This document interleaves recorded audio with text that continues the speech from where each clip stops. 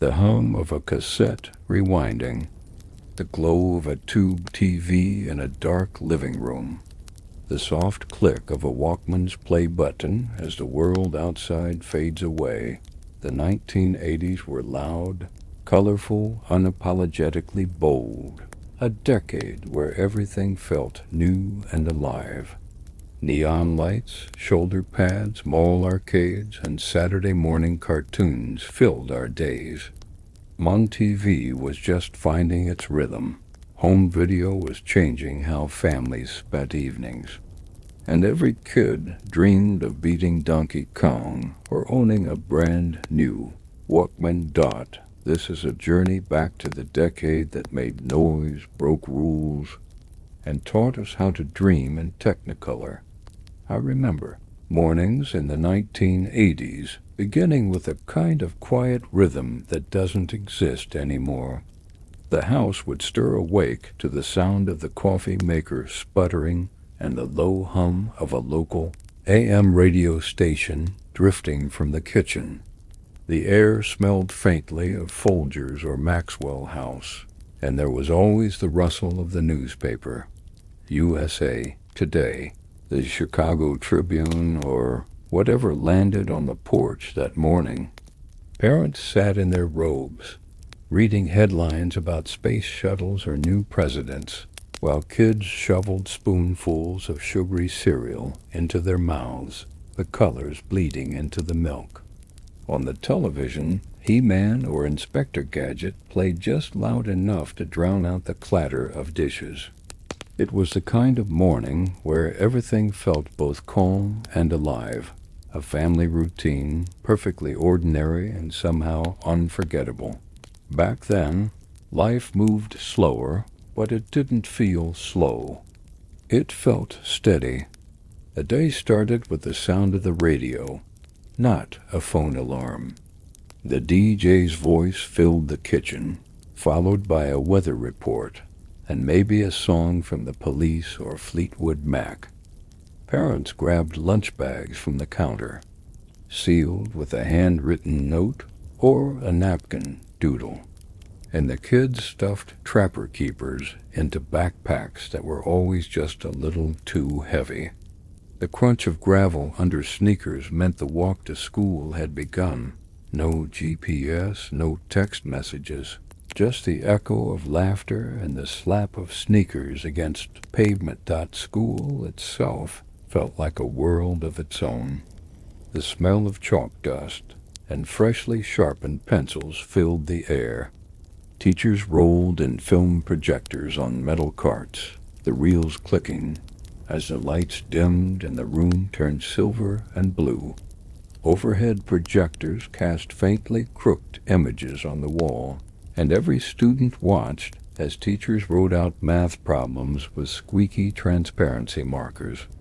The hum of fluorescent lights buzzed above, and everyone's desks had that carved graffiti from years before, initials, hearts, and band logos. There were no phones, no distractions, just whispers passed on folded paper, and notes that smelled faintly of perfume or bubble gum. Lunchtime meant metal, lunchboxes covered in Star Wars, the Smurfs, or My Little Pony stickers. You'd trade cookies for chips or compare thermos designs. When the bell rang for recess, the world opened up again. Asphalt playgrounds, jump ropes slapping the ground, and the metallic clang of tetherball poles in the wind.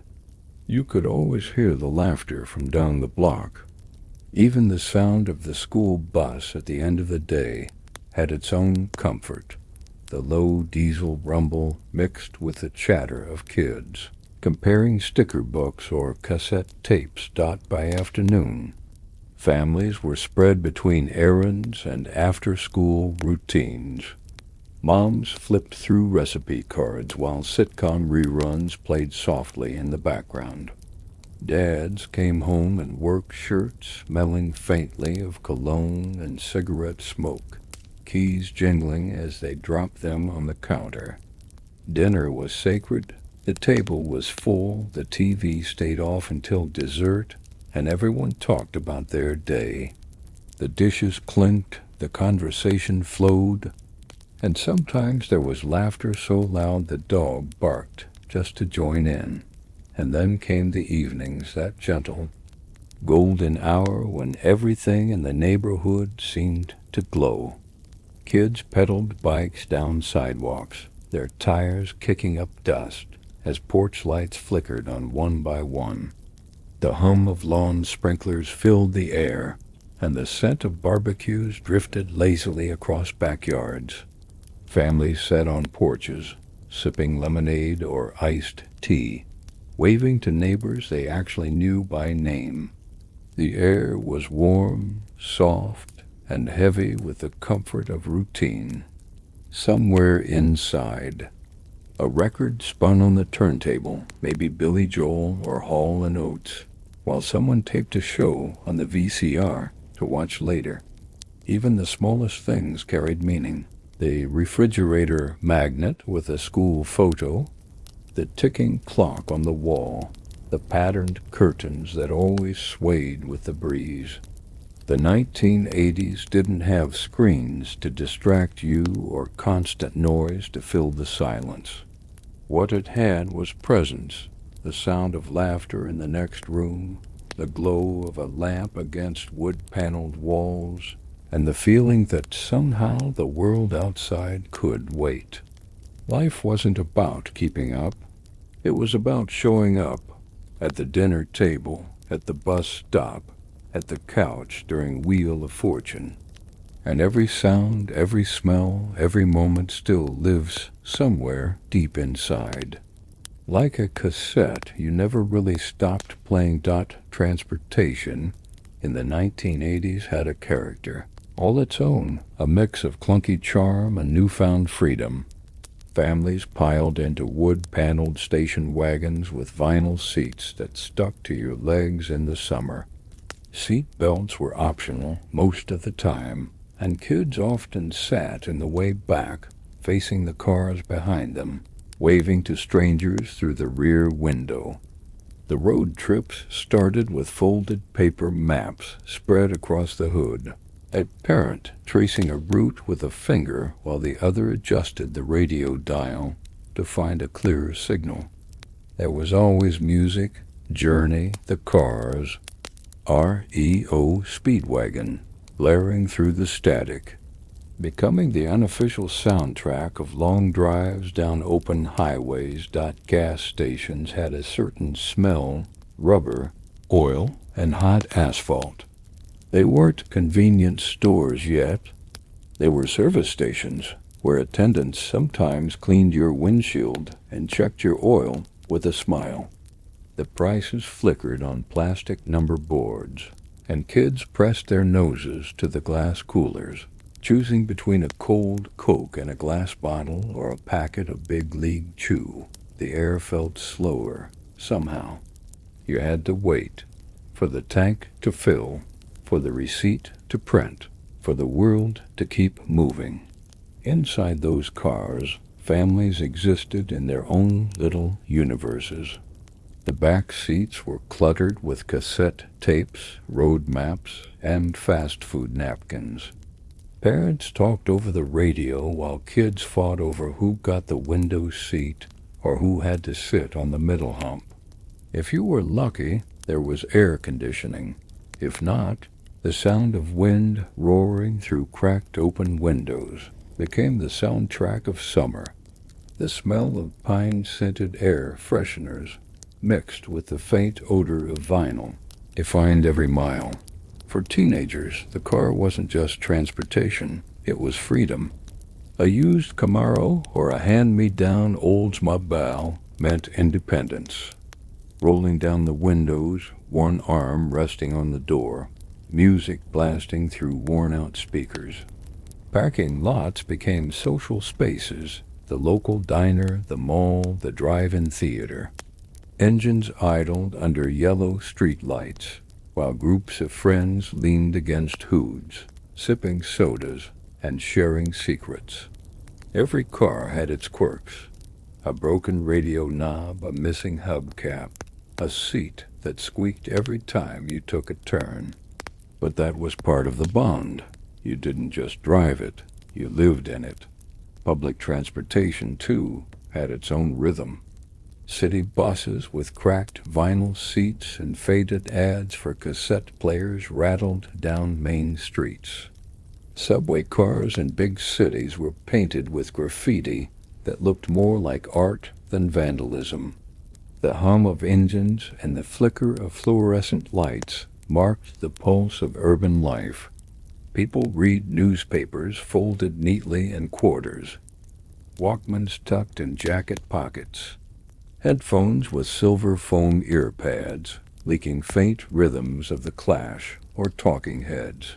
Everyone existed together but apart, wrapped in their own world of sound and motion.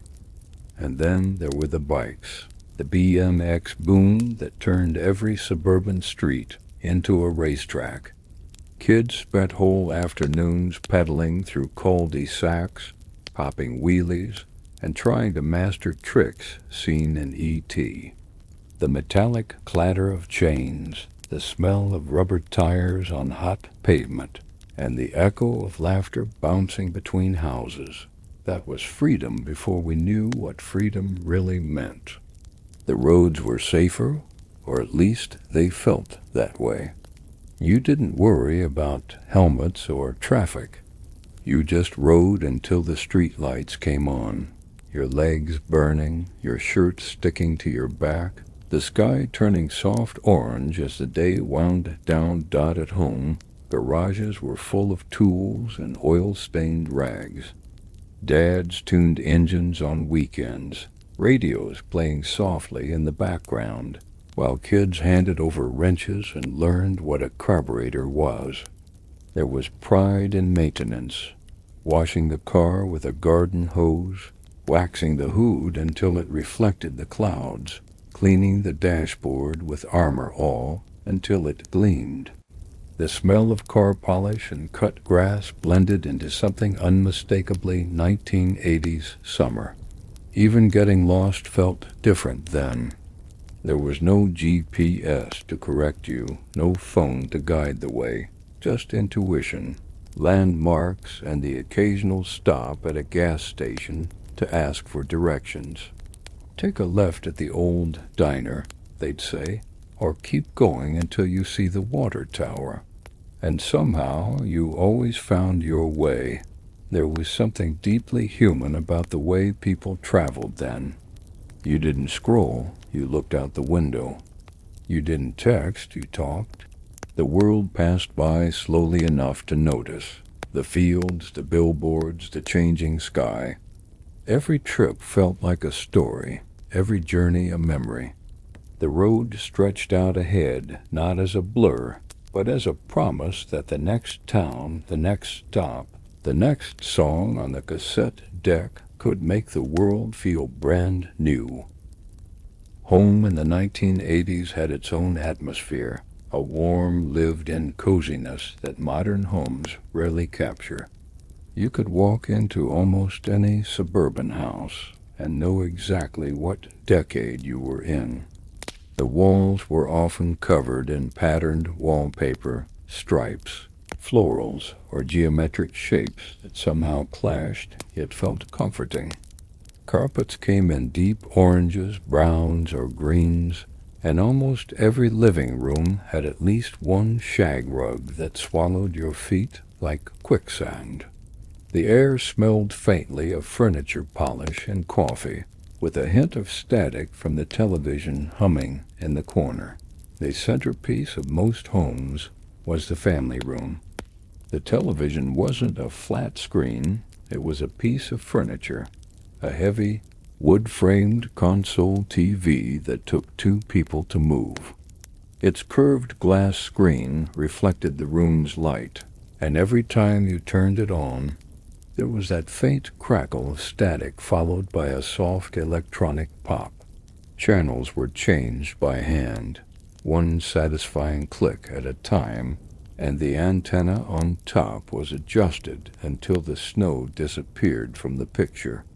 The evening news, game shows, and sitcoms weren't just entertainment. They were a family ritual. People gathered around the screen, not scattered across devices. On top of the TV sat framed Polaroids, ceramic figurines, and maybe a potted plant that struggled to survive. Beneath it, a cabinet filled with VHS tapes, board games, and maybe a tangle of remote controls that only half worked. When the lights dimmed, the glow from that TV filled the room with warmth. Not the blue hue of LED screens, but a deep amber tone that made everything look softer. The kitchen was the heart of every home. Counters made of laminate with wood, trim, harvest gold appliances, and patterned curtains framing the window above the sink. There was usually a magnetic notepad on the fridge for grocery lists. Next to family photos and report cards held up by souvenir magnets from road trips. The refrigerator door made a satisfying suction sound when it closed, and it always smelled faintly of leftovers and cold air. Coffee makers burbled in the mornings, and toasters clicked with every batch of Wonder Bread turning golden. The soundscape was small and domestic, drawers sliding open, spoons clinking, radios playing quietly on the counter tuned to Casey Kasem's Top 40. Every house had a record player or stereo system, often a bulky setup with huge speakers built into a wooden cabinet. Parents would put on a record after dinner, maybe Fleetwood Mac, Billy Joel, or Simon and Garfunkel. The crackle of the vinyl before the first note always felt like a small ceremony. Sometimes, if you listened closely, you could hear the faint hum of the needle even between songs. Music wasn't background noise. It filled the home with personality. Bedrooms were reflections of who you were. Posters of the Breakfast Club or Michael Jackson, lava lamps glowing in the dark, and cassette players sitting beside alarm clocks with red digital numbers. Kids' rooms had bunk beds, sticker-covered desks, and shelves stacked with Lego, Hot Wheels, and stuffed animals. The bed sheets were loud, cartoon patterns, neon colors, or space themes, and the faint scent of bubble gum or hairspray seemed to linger everywhere. Basements often doubled as entertainment dens. Thick carpeting, wood-paneled walls, and maybe a dartboard or a pinball machine. There was usually a couch with a pattern that didn't match anything else, and a coffee table covered with old magazines and empty soda cans. It was where teenagers retreated to watch movies on VHS or listen to mixtapes without parents around. The sound of the VCR clicking, the flicker of the tube TV, and the low murmur of friends talking quietly created a kind of private universe down there. Even the lighting of the era had a feeling. Warm yellow bulbs, lamps with beaded shades, and light switches that made a distinct click. Everything glowed softer, more natural, without the sharpness of modern LEDs. The shadows in a room felt friendly, not cold. At night, the faint light from a hallway lamp or a clock radio's digits made everything feel safe, like the world was small and contained within those four walls. There was a certain patience to life at home then. You waited for dinner to cook. You waited for your favorite show to come on. You waited for photos to develop, not knowing if they turned out until you picked them up from the store days later. That waiting, that quiet in between, gave everything more meaning. You noticed things, the hum of the refrigerator, the ticking of the kitchen clock, the smell of clean laundry drifting in from the dryer dot. When people talk about the 1980s, they often remember the big things, the music, the gadgets, the fashion. But what really made that decade special were the small, everyday details inside the home. The way the sunlight came through lace curtains in the afternoon, the sound of someone typing on a typewriter at the kitchen table, or the comfort of hearing the TV playing faintly in another room as you fell asleep. The house wasn't just a place to live, it was the soundtrack of a decade, a soft and steady rhythm that still echoes somewhere deep in memory. Phones in the 1980s had a presence, a real, physical weight that made every conversation feel like something solid. Most homes had one main phone mounted to the kitchen wall, its spiral cord stretched and twisted from years of pacing and leaning. The receiver was heavy, the kind of object you could hold against your ear for hours without realizing it. When it rang, it wasn't a soft buzz or a digital melody. It was a sharp, commanding ring, echoing through the entire house. Everyone heard it. Someone would shout, "I got it," and sprint across the carpet to grab the receiver before the last ring stopped. The sound alone was enough to bring the whole family to life for a moment. There was a kind of choreography to the way people talked on the phone then. You'd pick up the receiver, wrap the cord around your finger, and start pacing from the kitchen through the hallway, maybe even stretching it into the living room if the cord was long enough. The plastic clicked softly as you turned it in your hand, the voice on the other end faint and a little fuzzy. And when you finally hung up, the receiver landed on the cradle with a solid clack, a sound that felt final, like closing a door. For teenagers, the phone was everything. The kitchen phone was a lifeline, a confessional, a way to whisper to friends after dinner about crushes, homework, or weekend plans. If you were lucky enough to have your own line in your room, a status symbol, that was true independence. The phone sat on a nightstand or next to a small TV, its coiled cord tangling with cassette player wires. Late-night calls stretched past curfew, voices lowered to whispers, the dim glow of a lava lamp lighting the wall. Sometimes you'd fall asleep mid-conversation, the receiver still resting near your pillow, the dial tone humming faintly in your dreams. Answering machines were another kind of magic. They were small boxes with blinking red lights, each message recorded on a tiny cassette tape. You could hear the faint whir as it played back your messages, followed by a voice. "Hey, it's me. Call me back." There was something intimate about it.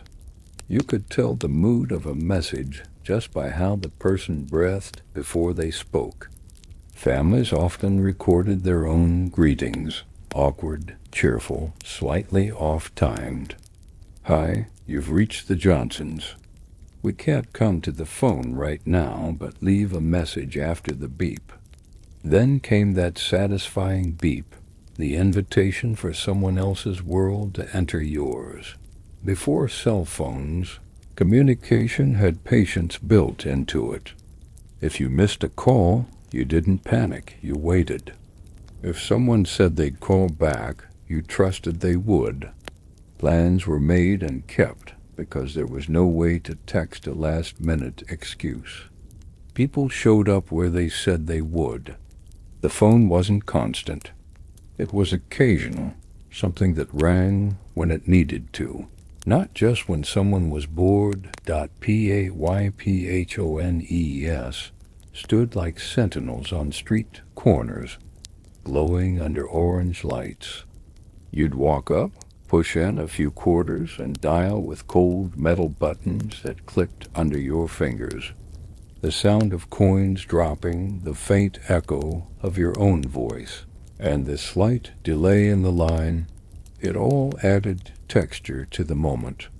Calling from a payphone in the rain, holding the receiver under your jacket, waiting for someone to pick up.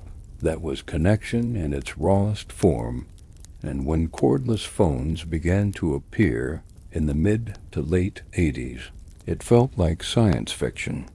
The long silver antennas extended like something from a spy movie.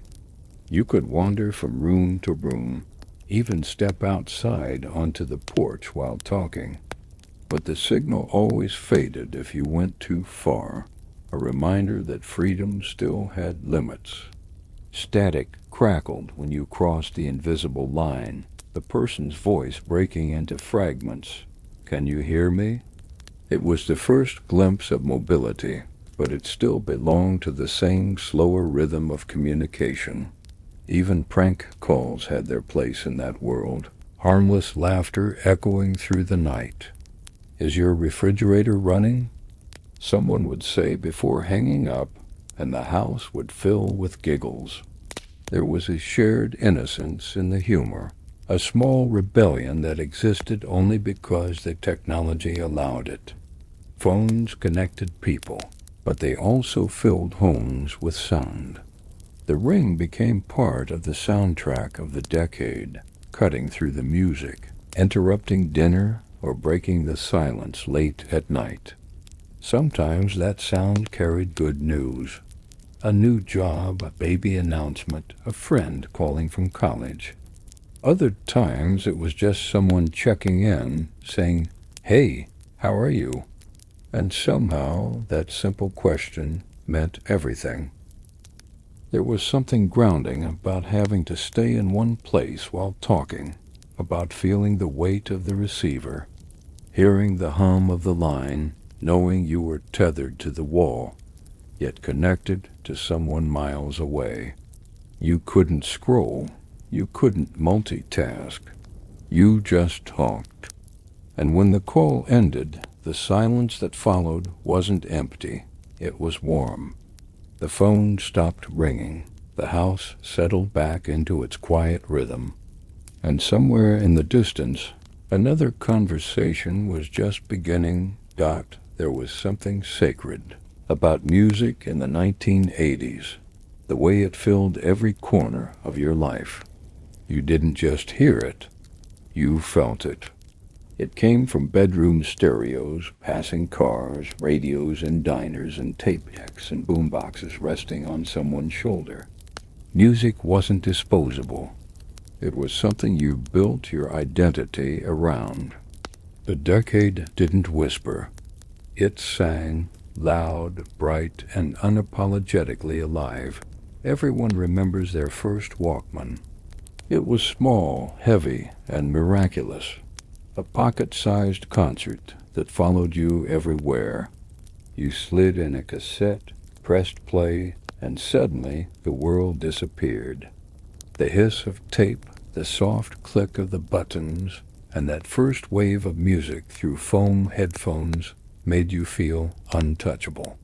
You could walk through a crowded mall or a noisy street, yet inside those headphones, it was just you and your favorite song.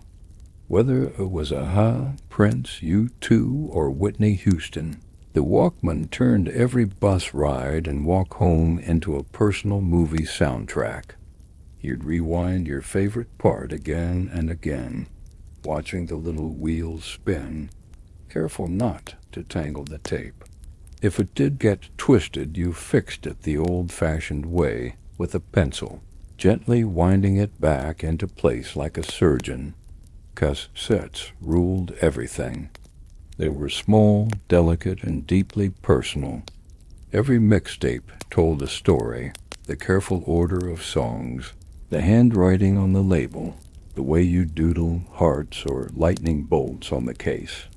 You'd wait by the radio for your favorite song to play, finger on the record button, trying to capture it without the DJ talking over the intro. That little hiss before the music started was part of the charm. You didn't skip songs, you listened through them, learning to love every track. Mixtapes weren't files, they were time capsules. When someone gave you one, it meant something. friendship, love, or sometimes heartbreak. MTV was the other revolution. 3 letters that changed everything. When it launched in 1981 with Video Killed the Radio Star, the world suddenly had a new way to experience music. It wasn't just about sound anymore, it was about image, energy, and performance.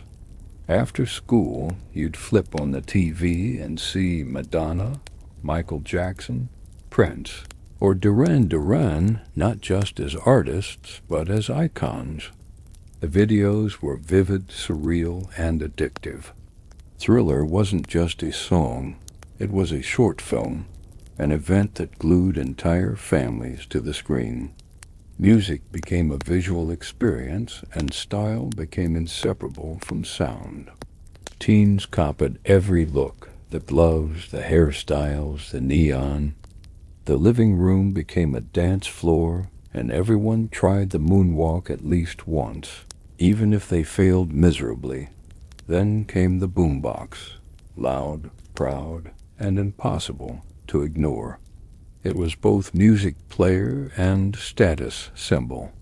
Teenagers carried them on their shoulders through city streets, pumping Run DMC, LL Cool J, or Beastie Boys. Parks and sidewalks turned into spontaneous dance floors. You could feel the bass vibrating through your chest, the rhythm echoing down the block. And somewhere nearby, another kid was taping the same song off the radio, ready to make their own mix later that night. Rock had its own golden glow. Arena concerts by Bon Jovi, Def Leppard, Guns N' Roses, and AC/DC filled stadiums with fireworks, smoke, and pure electricity. Long hair, leather jackets, and screaming guitars defined rebellion. Meanwhile, New Wave was painting the air with synth and color. The Cure. Depeche Mode, New Order. There was something for everyone. Pop for the dreamers. Rock for the wild ones, and ballads for those secretly nursing heartbreak at home. Stereo systems were massive wooden speakers, silver knobs, glowing dials. Parents listened to Billy Joel or Phil Collins while cooking dinner, the music mixing with the sound of pots and pans. Teenagers blasted Van Halen or Pat Benatar behind closed doors. The walls couldn't hold it in. Music leaked through every crack. It wasn't background noise. It was part of life. Saturday mornings cleaning the house meant turning up the radio. Long drives meant everyone singing along off-key to Don't Stop Believing. Even heartbreak had a soundtrack, slow songs playing softly in the dark, the tape whirring as tears quietly fell. And then there was the pure magic of discovering something new. Maybe it was hearing Take On Me for the first time, or watching Live Aid on TV, seeing thousands of people united by one sound. The 1980s made music feel communal, like every beat belonged to everyone. Even now, when those songs play, they carry more than melody. They carry the smell of cassette plastic, the static of FM radio, the glow of neon lights reflected on bedroom walls. Music in the 1980s wasn't perfect. It was alive. It had warmth, crackle, and imperfection. It required effort, flipping the tape, waiting for the song, living in the moment. And maybe that's why it still feels so vivid. Every song from that time isn't just a tune.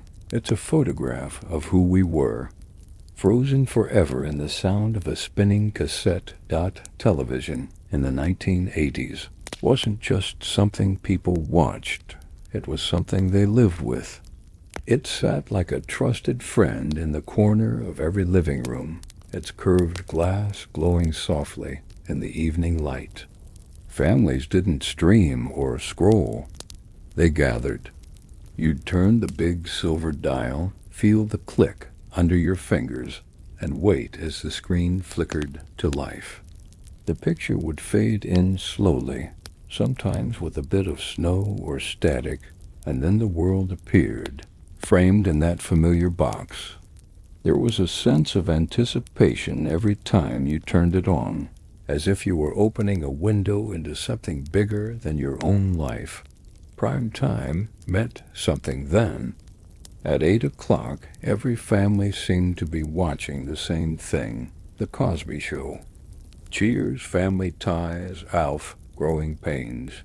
You'd hear laughter track across the airwaves, the kind of warmth that made living rooms glow. Parents and kids watched together, sharing popcorn from the same bowl, trading glances when the jokes got just a little too adult. Commercial breaks weren't interruptions, they were breathers. You ran to grab a soda, maybe flipped through a magazine and raced back before the show returned. There was no pausing, no rewinding. If you missed something, you really missed it. Saturday mornings belonged entirely to kids. You woke up early, long before your parents stirred, and turned on the TV to that colorful explosion of cartoons, Transformers, Thundercats, DuckTales, Teenage Mutant Ninja Turtles. The jingles were infectious, the voices unforgettable. Every episode came with its own cereal ad, Cap'n Crunch, Fruit Loops, Honey Smacks. Between the shows, toy commercials reigned supreme. Action figures, dolls, racetracks, all presented with the same over-the-top excitement that made every kid believe they needed one more toy. It wasn't just about watching cartoons. It was about being part of a cultural ritual. Pajamas, cereal bowls, and the sound of theme songs became the soundtrack of childhood. Movies were an event. You didn't scroll through endless titles. You looked forward to them for weeks. When Back to the Future, E.T., The Breakfast Club, or Ghostbusters hit theaters, it was all anyone talked about. Lines snaked around the block, the smell of buttered popcorn filled the air, and the flicker of neon marquees made the night feel special. Inside, you could feel the buzz, people whispering, candy wrappers crinkling, the big screen lighting up faces in the dark. The audience laughed, gasped, and clapped together. You didn't watch alone. You shared it. The theater was community, excitement, escape, all wrapped in the magic of 35 millimeters. And when movies finally came home, they came on VHS. That thick, black rectangle with a label scrawled in marker, maybe Ghostbusters or Top Gun. Every family had a stack of them, stored in drawers or cabinets, each one a portal to another world. Renting a movie was a family trip. You'd walk into Blockbuster or a local video store, the smell of plastic and carpet cleaner hanging in the air, and wander through the aisles under fluorescent lights.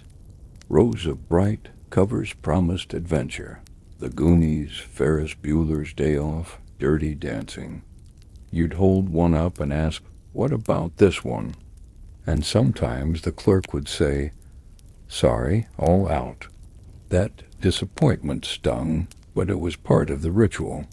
You made a backup choice, grabbed a bag of microwave popcorn, and went home to dim the lights and press play.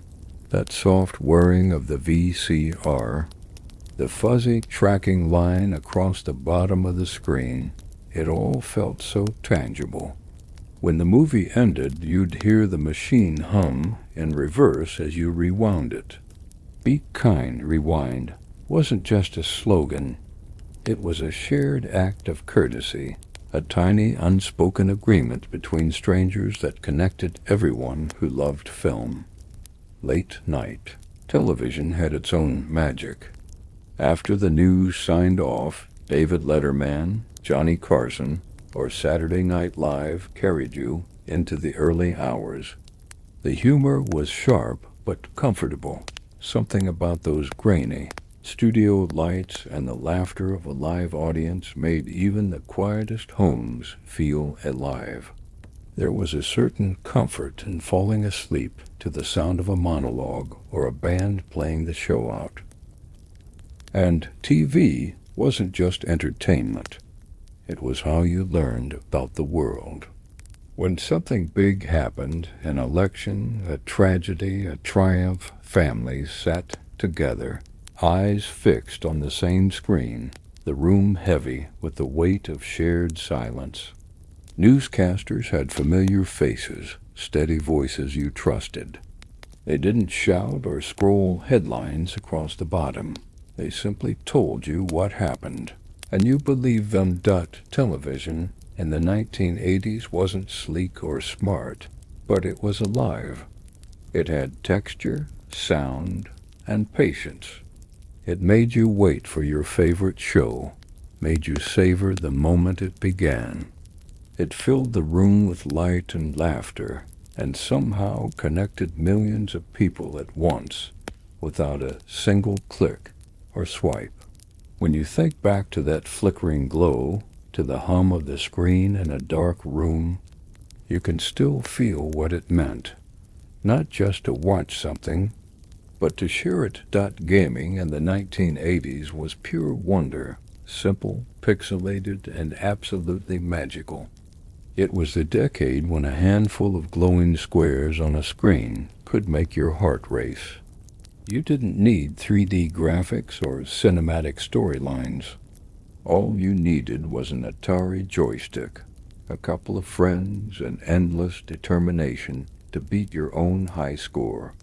The world of video games was small back then, but to those who lived it, it felt infinite, an entire universe inside a blinking cartridge.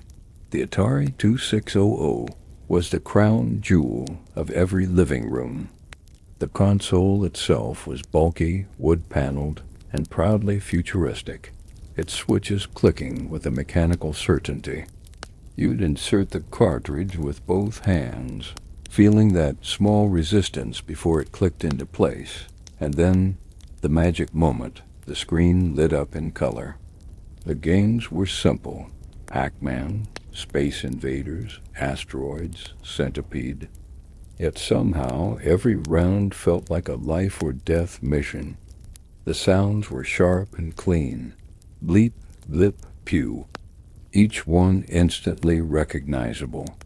The joystick with its single red button gave you complete control. You weren't watching. You were doing. You were part of the machine. Arcades were another universe entirely. Neon lights flickered over rows of cabinets, each one humming with electronic sound and energy. The air smelled like a mix of pizza, popcorn, and electricity. The floors were sticky with soda, and quarters jingled in every pocket. When you walked into an arcade, it hit you all at once. The flashing screens, the mechanical clatter of pinball, the cheers of kids gathered around a high score. You could hear Donkey Kong's opening theme from across the room, or the hypnotic waka waka of Pac-Man weaving through the air. Every machine felt alive. The buttons were worn smooth, the joysticks loose from years of battles. You'd line up your quarters along the edge of the cabinet, a silent promise that you had next game. Friends crowded around, watching, shouting advice, celebrating each victory like a championship. There was no multiplayer online, no hiding behind a screen. You were shoulder to shoulder, sweating, laughing, and competing in real time. Every win was earned, every loss stung, and every new high score meant your name, or your initials, would live on in glowing red letters for weeks to come. Home computers were beginning to change things, too. Machines like the Commodore 64, and the Apple II opened new doors. The floppy disks felt fragile, but they held worlds inside them, text adventures, early simulations, and games that asked you to imagine as much as you saw. Typing commands like Go North or Open Door made you feel like part of a secret club, as if the computer was talking back to you personally. The pixel art was crude, but it had soul. Those games made you use your mind, not just your reflexes. Toys and games outside the screen were just as iconic. The 1980s were a golden age of creativity, where every commercial break seemed to introduce a new obsession. Kids traded Garbage Pail Kids cards and compared Hot Wheels collections. There were He-Man action figures with movable arms, My Little Pony dolls with combable manes, Transformers that changed from cars into robots with a satisfying click.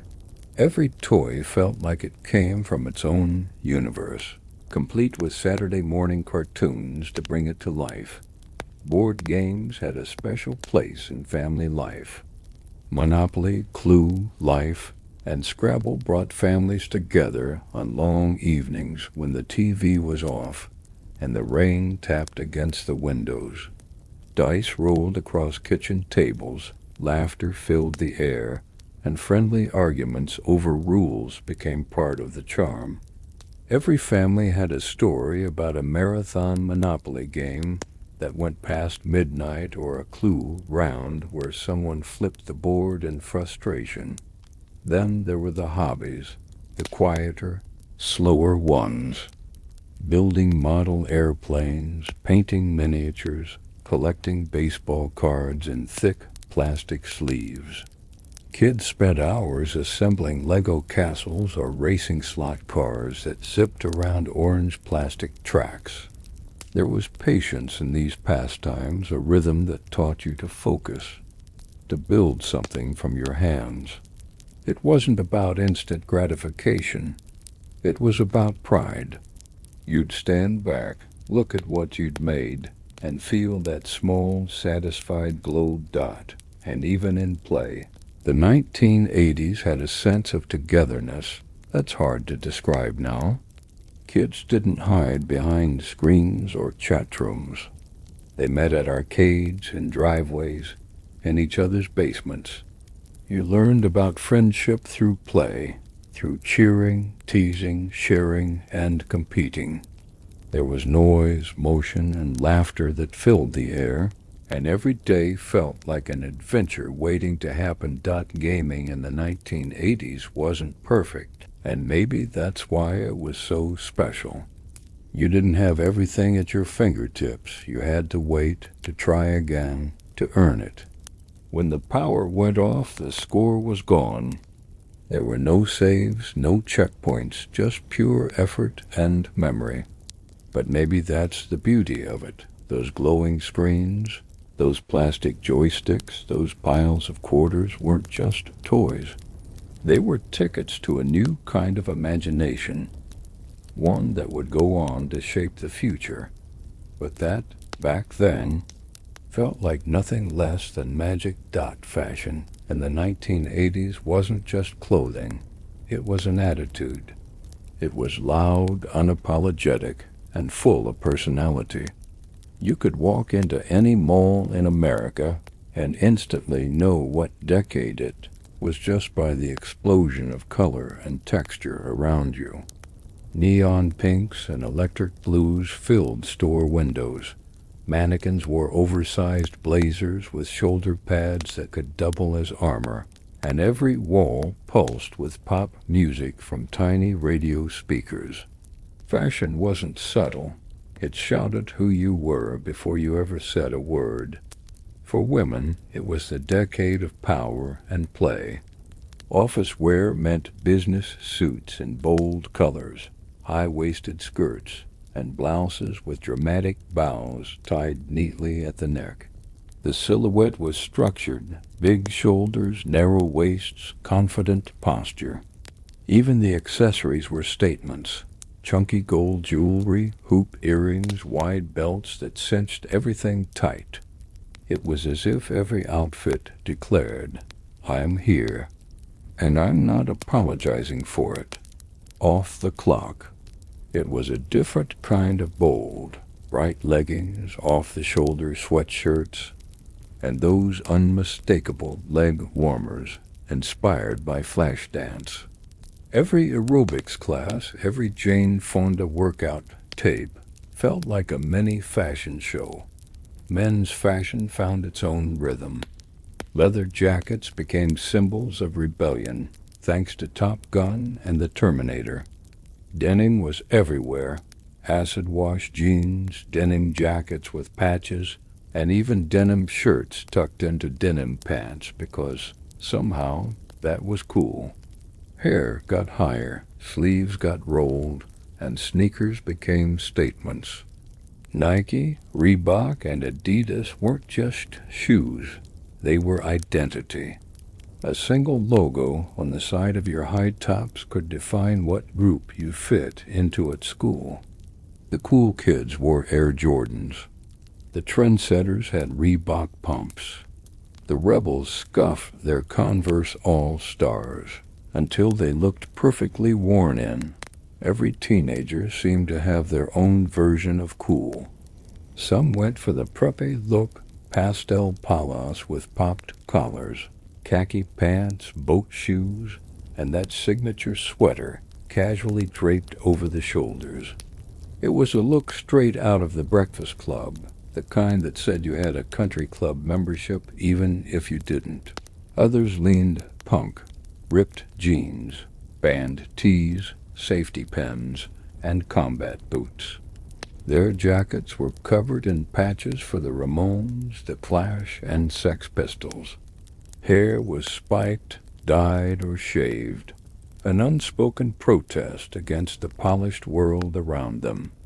Then came the skaters, the metalheads, the new wave kids, each subculture, carving out its own visual territory with pride. Hair itself was practically its own industry. Volume was everything. Hairspray filled bathrooms like a chemical fog, and curling irons were always plugged in. Women teased their hair to impossible heights, sculpting it into shapes that seemed to defy gravity. Men weren't far behind. The mullet ruled suburban streets, a proud declaration of business in the front, party in the back, from perms to mohawks, from side ponytails to slick-back gel looks. Hair in the 1980s wasn't about restraint. It was about expression.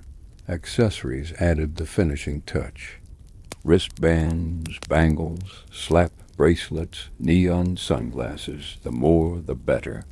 Watches weren't just for time. They were for fashion. Swatch watches came in wild colors and patterns, and people wore 2 or 3 at once just because they could.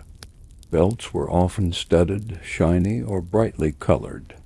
Every outfit had some small piece of flair, something that caught the eye, even in a crowd. Music videos played a massive role in shaping what people wore.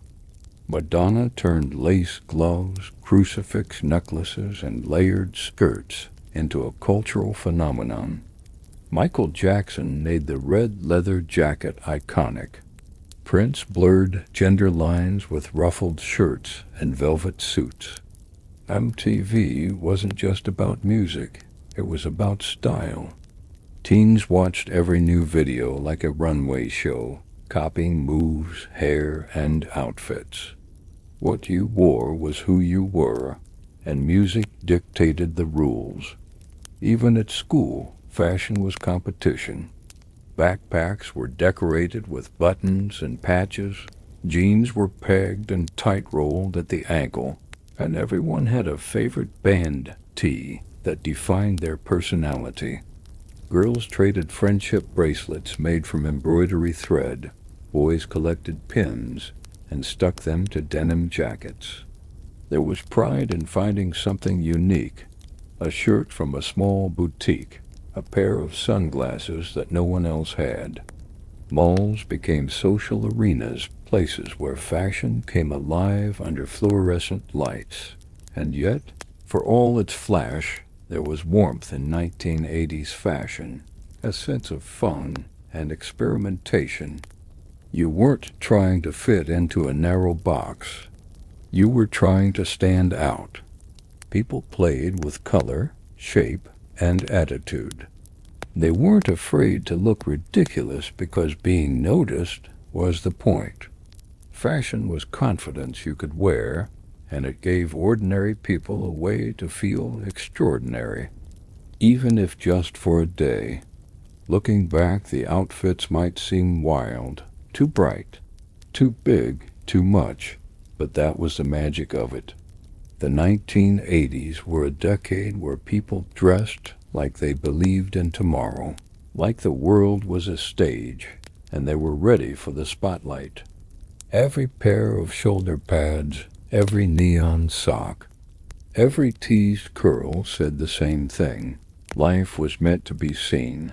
Food in the 1980s had a particular kind of joy to it, playful, colorful, and sometimes a little ridiculous. It wasn't about health labels or organic ingredients. It was about taste, convenience, and fun. The kitchen was a laboratory of new inventions, from microwave dinners to neon-colored snacks that crunched louder than logic should allow. Every bite came with a sense of discovery, and every meal seemed to have its own little ritual. The decade was obsessed with speed and novelty. The faster, brighter, and cheesier, the better. Fast food reigned supreme. McDonald's, Burger King, Wendy's, and Taco Bell became cultural landmarks. Golden arches stood like beacons off highways, promising burgers wrapped in crinkly paper and fries that tasted exactly the same in every state. Families piled into cars after little league games or road trips and pulled through drive-thrus that smelled like salt and warm buns. McDonald's Happy Meals were pure magic, a cardboard box that turned every kid into an explorer. You'd tear it open, grab the fries first, and then fish out the toy at the bottom, a little piece of plastic treasure tied to the latest Disney movie or Star Wars release. Pizza was more than food. It was an event. Pizza Hut was a weekend destination. Red booths, checkered tablecloths, stained glass lamps glowing over every table, and that distinct smell of baked dough and melted cheese. Kids slurped Pepsi from red plastic cups and laughed over the sounds of clattering arcade machines in the corner. Sometimes you'd earn a free pizza through the Book It reading program. Nothing made a kid prouder than handing over that coupon like a VIP pass. Domino's, meanwhile, built its empire on speed. 30 minutes or it's free. Those cardboard boxes carried not just food, but the feeling of staying up late, watching a movie, and eating straight from the box with greasy fingers. The microwave changed everything. Suddenly food didn't need hours, it needed minutes. Microwave popcorn became a staple, filling living rooms with the buttery aroma of movie night. TV dinners came in colorful boxes, promising complete meals in neat little compartments. Salisbury steak, mashed potatoes, and corn all steaming together under a thin sheet of plastic. Parents loved the convenience. Kids loved the novelty. The sound of the microwave beeping was the sound of progress, of a future where dinner came with a timer instead of a stove. Snacks were where the 1980s really showed its imagination. There were Doritos, Cheetos, and Pringles, each with their own devoted fan base. Pop-Tarts toasted to perfection in 2 minutes flat, Fruit roll-ups stretched and peeled like edible art, and Capri Sun came in silver pouches that were impossible to stab with a straw on the first try. Candy aisles looked like rainbows, pop rocks fizzing on your tongue, ring pops sparkling on sticky fingers, Big League Chew making every kid feel like a baseball star. Everything was bright, exaggerated, and somehow totally sincere. Breakfast cereals became their own universe of marketing. Mornings meant cartoons and commercials that blurred together. Fruit Loops, Lucky Charms, Honey Nut Cheerios, and Count Chocula. Every box came with a game, a maze, or a cut-out prize on the back. Milk turned pink, green, or chocolate brown, depending on which brand you picked. Parents might have grumbled about sugar, but kids knew cereal was freedom in a bowl. Saturday mornings meant pouring way too much, spilling half of it, and still feeling like the day couldn't start without that crunch dot at home. Meals were simpler but full of love.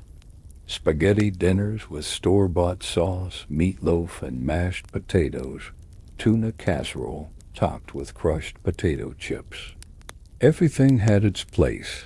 The salad with bottled ranch, the bread with butter that came from a tub. There were fewer diets, fewer rules, and more conversation. Dinner was when everyone came together. No phones, no TV blaring in the background. Just forks clinking and stories about the day. Holidays were feasts of pure nostalgia.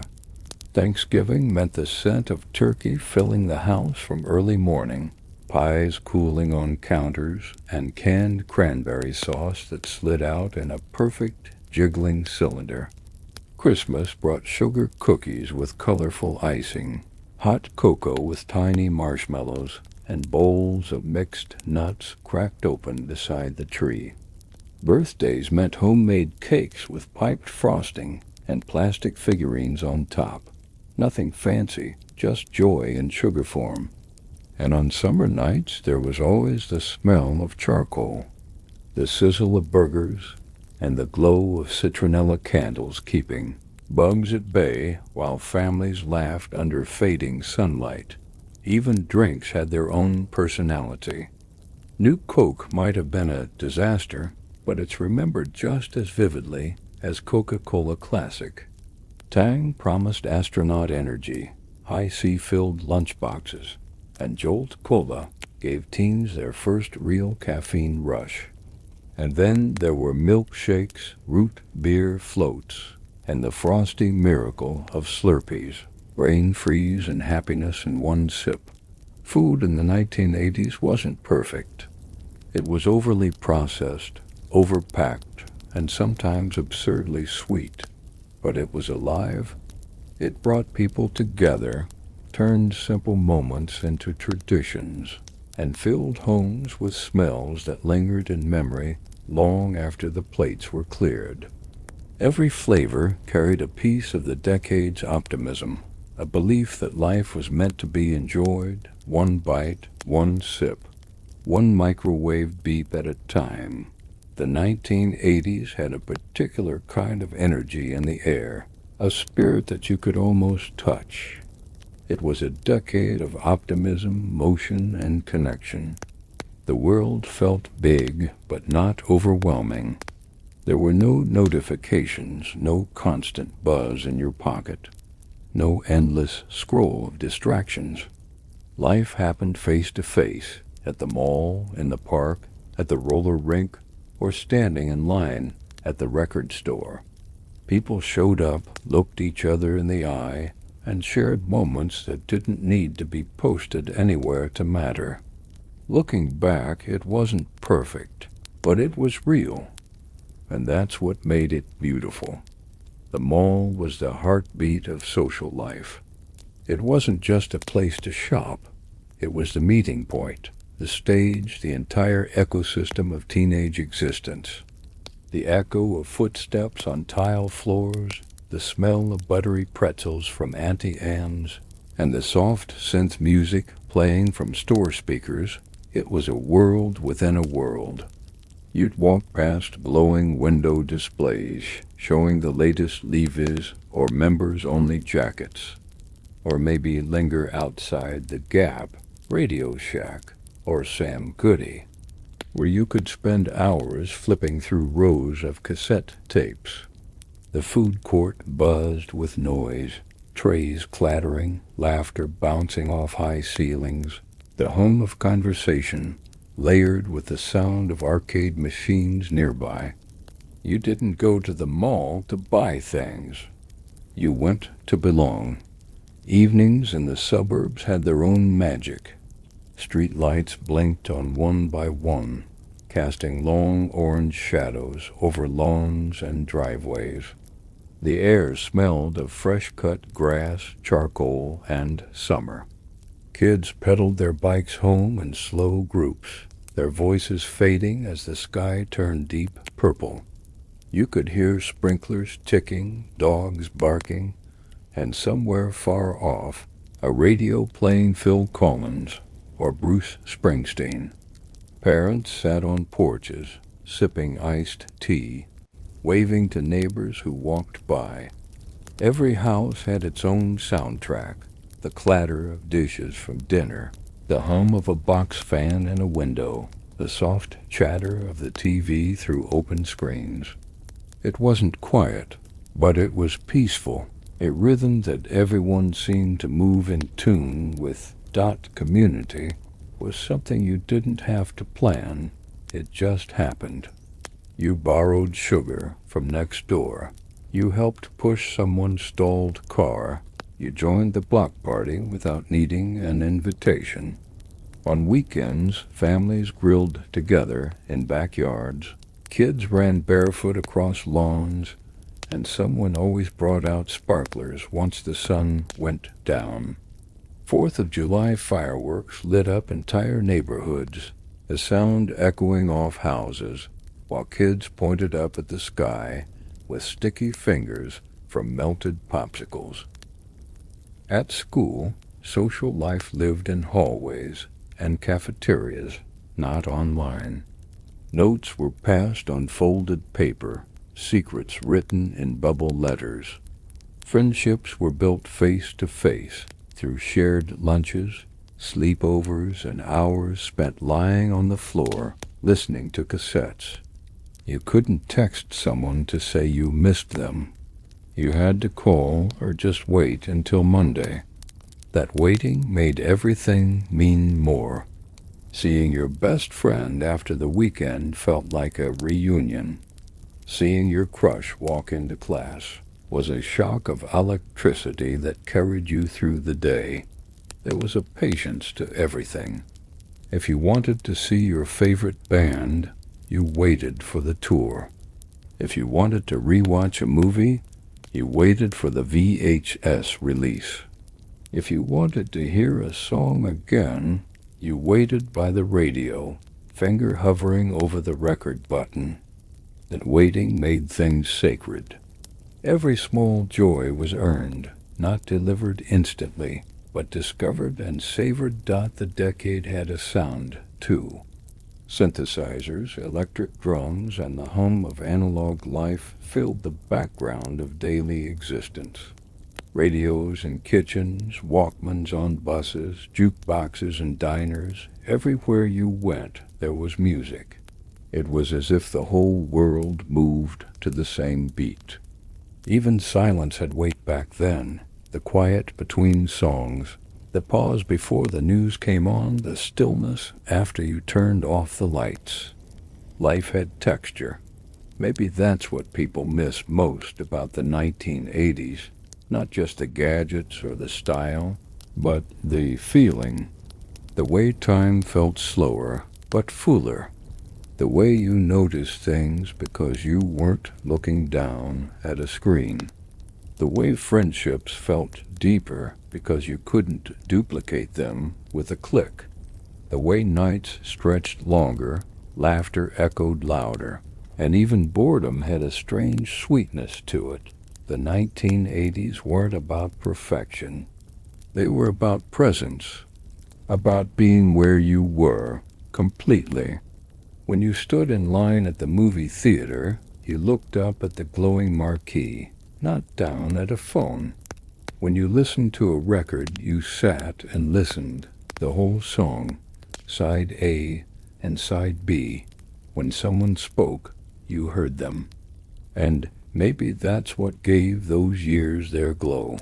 Not the neon signs or the cassette tapes or the fashion, but the feeling of being there. The decade may have faded into memory, but its spirit still lingers in every song that starts with a synth chord, in every film grain that flickers across an old VHS, in every photograph with soft edges and warm colors. The 1980s taught an entire generation what it meant to live in the moment, to be loud, to be hopeful, and to believe, if only for a while, that the best was yet to come. When I think about the 1980s, what stays with me most isn't any single object or song. It's the feeling that everything was possible. It was a decade caught between analog and digital, between the familiar and the future.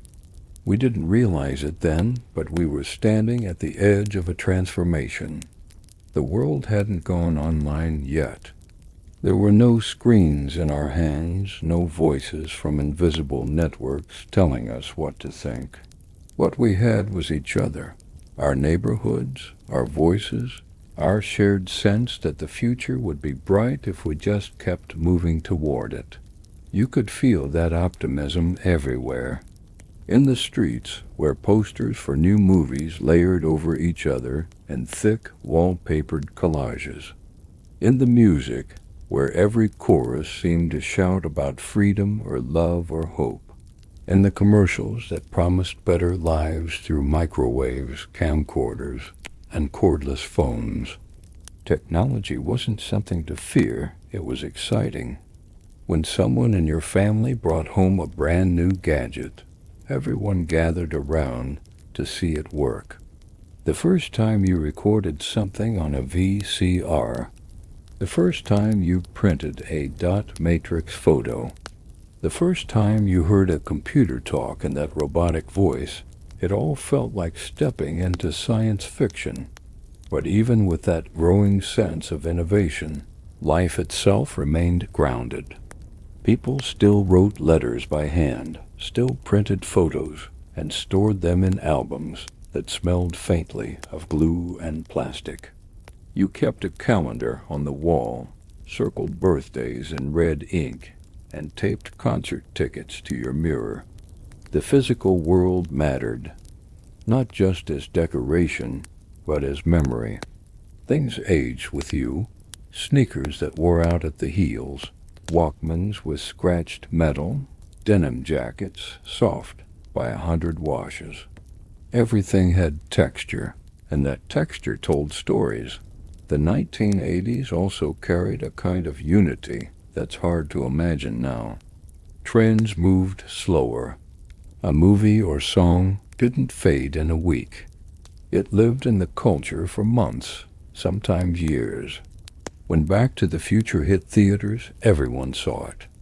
When Thriller premiered on MTV, everyone talked about it the next day. The conversation was collective. Pop culture didn't divide people. It connected them. You could walk into any cafeteria, office, or bar and start a conversation with a simple line from a commercial or a lyric from Bon Jovi, and someone would instantly recognize it. There was comfort in that sameness. A shared heartbeat pulsing through radios, TV screens, and living rooms across the country. But beyond the glitter and gadgets, the 80s had a tenderness to it, a quiet kind of warmth that existed in the small spaces between the noise. It was in the hum of a ceiling fan on a summer afternoon, in the static glow of a TV playing softly as you drifted off to sleep, in the sound of a screen door creaking open just before dinner, Families gathered without needing a reason. Friends sat in driveways with soda cans and laughter echoing down the block. Even loneliness felt different then, less digital, more human. When you missed someone, you didn't scroll through photos. You looked at the night sky and wondered if they were looking too. And maybe that's why the memories of that decade still feel so vivid. They weren't stored in files or archives, they lived in us. In the smell of rain on hot asphalt after a summer storm. In the crackle of a record needle finding its groove. In the way light from a CRT television painted the walls in blue during a late-night movie marathon. They were experiences that asked for your full attention, all your senses, all your presence. When people look back at the 1980s, they often talk about the style, the music, the movies. But what they're really remembering is the feeling, the sense that the world was alive, that every day could bring something new, and that even ordinary moments could feel cinematic. The laughter in a living room, the flash of neon on a rainy street, the first snow falling against a window while a record played in the background. It's strange how the older you get, the more those moments return, not as nostalgia for the things themselves, but for the way life felt. Slower, softer, more intentional. There was time to be bored, time to dream, time to simply exist without pressure to share or perform. The 1980s weren't a perfect decade, no time ever is, but they carried a rare kind of sincerity. The world still believed in connection, in possibility, in stories told face to face, and maybe that's why, even now, when we hear the first few notes of a song like Take On Me, or see that flicker of static from an old VHS tape, something inside us stirs. We remember how it felt to live without constant noise, to wait for something, to want something, to look up at the glow of a screen, not to escape reality, but to share it with others. The 1980s didn't last forever, but the feeling they left behind, that golden hum of hope and humanity, still flickers quietly, like a neon sign that refuses to go dark.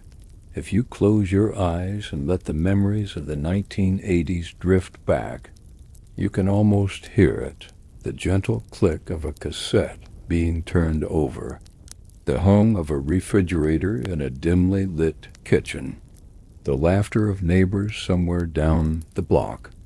There was something whole about that time, something grounded. Life had sharp edges and imperfections, but it also had presence. People weren't looking for ways to escape the moment. They were living inside it. Even now, decades later, the 1980s feels less like a past decade and more like a place, one you can still walk through if you remember the right details. There was a balance in the air, a harmony between progress and simplicity. The world was pushing forward, inventing, experimenting, glowing brighter with each passing year. Yet at the same time it was anchored by small human things, handwritten notes, Sunday phone calls, quiet car rides with no destination except conversation. You could feel both currents, the thrill of what was coming and the comfort of what had always been. Maybe that's what made the 1980s so memorable, the sense that we were halfway between two worlds, still holding on to the analog warmth of yesterday while reaching for the neon-lit promise of tomorrow. Even the way we captured memories felt different. Cameras weren't in our pockets. They were precious objects brought out for birthdays, holidays, and trips. You'd load a roll of Kodak film, careful not to let the light hit it, and click one frame at a time. Each photo mattered because each one cost something. A little money, a little patience. You had to wait days for the pictures to be developed, and that waiting gave them weight. When you finally opened the envelope of glossy prints, the smell of photo paper hit you first. You'd shuffle through them, laughing at red eyes, blurred faces, and the ones that somehow captured everything perfectly by accident. Those photos didn't live in the cloud. They lived in shoeboxes, in albums with plastic sleeves, in frames that gathered dust but never lost meaning.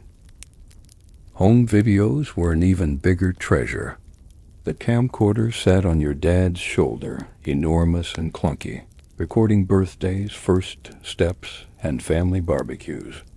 The footage was shaky, the colors overexposed, and the sound tinny, but that imperfection gave it life. Watching them now, you can hear the genuine laughter, the unpolished joy.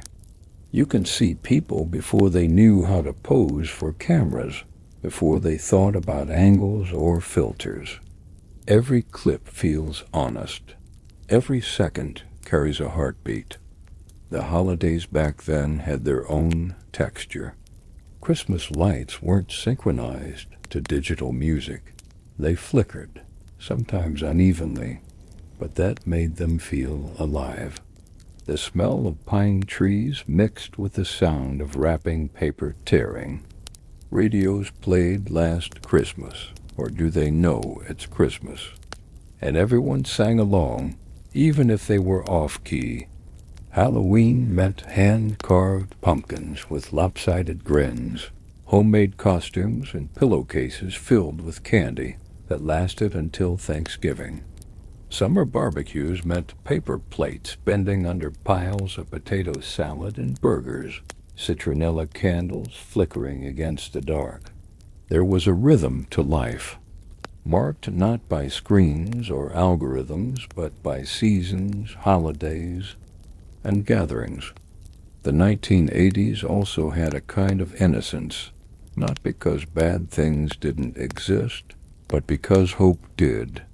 People believed in better days.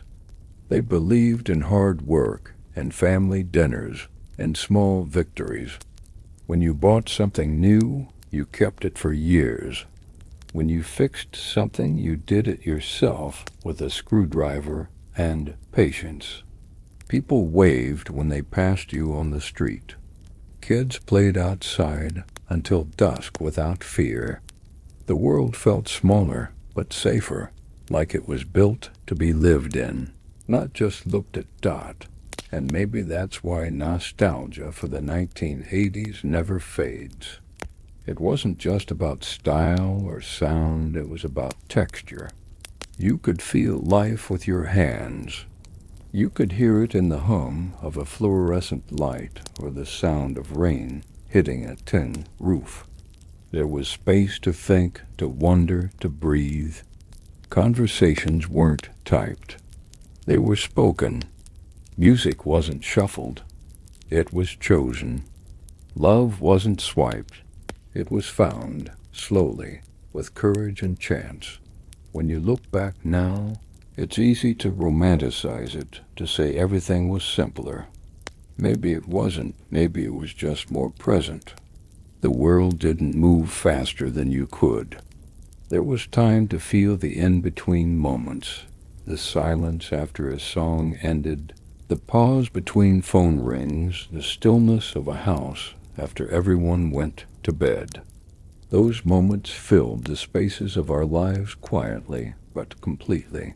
The 1980s ended, as all decades do, but it never really disappeared. It lingers in the glow of an old arcade sign, in the opening riff of a song that once ruled the charts, and the soft grain of a family photo faded by time. It lives in the people who grew up then, the ones who remember waiting for the radio to play their favorite song, or for the TV to warm up before Saturday cartoons.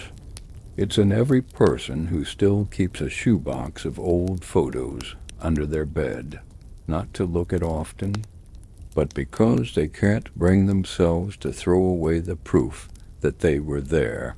And maybe that's what nostalgia really is, not longing for what was, but gratitude for having lived it.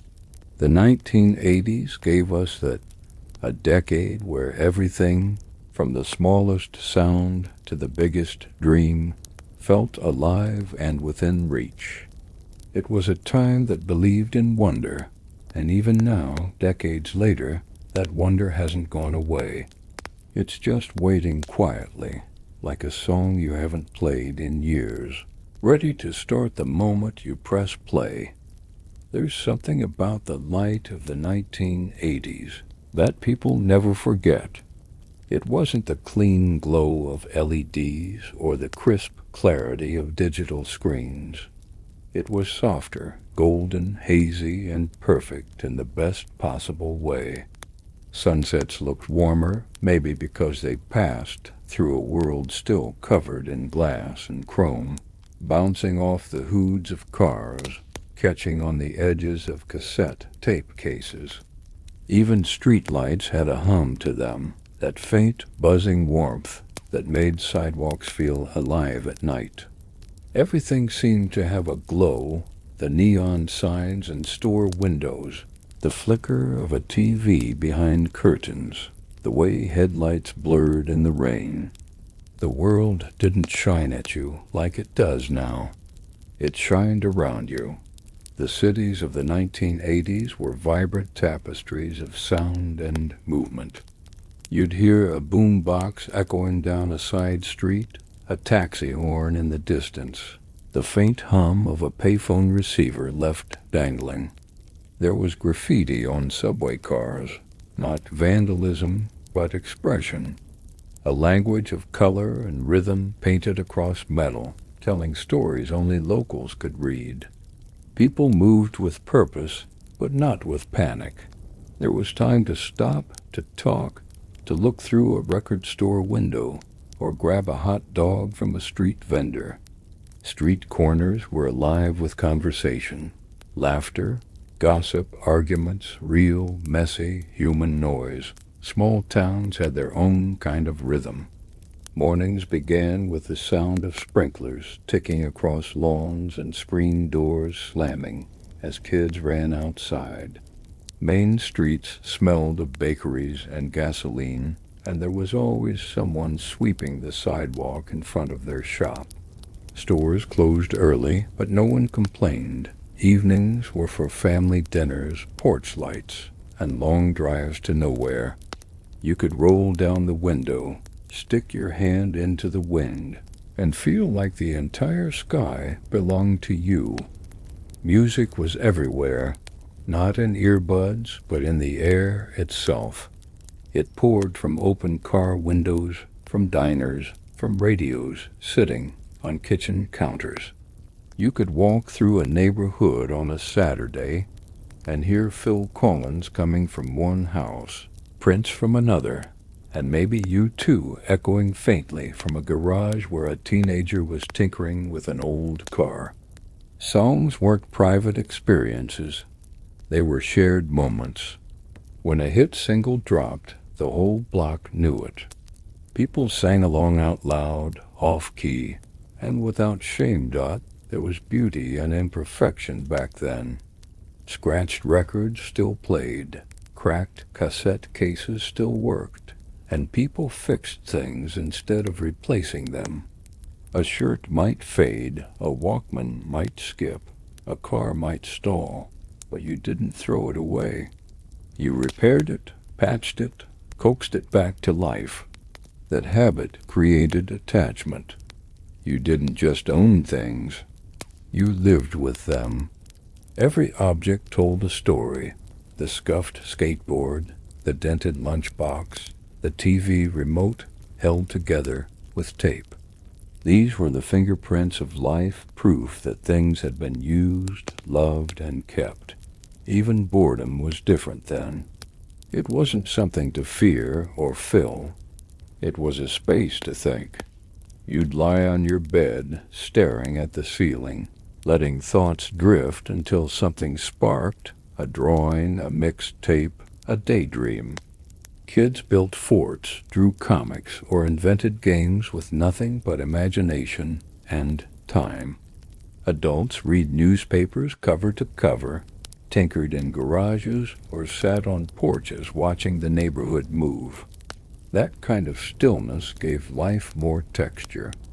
You noticed the small things, the way sunlight hit the dust in the air, the way rain sounded on different roofs, the way time stretched when you weren't chasing it.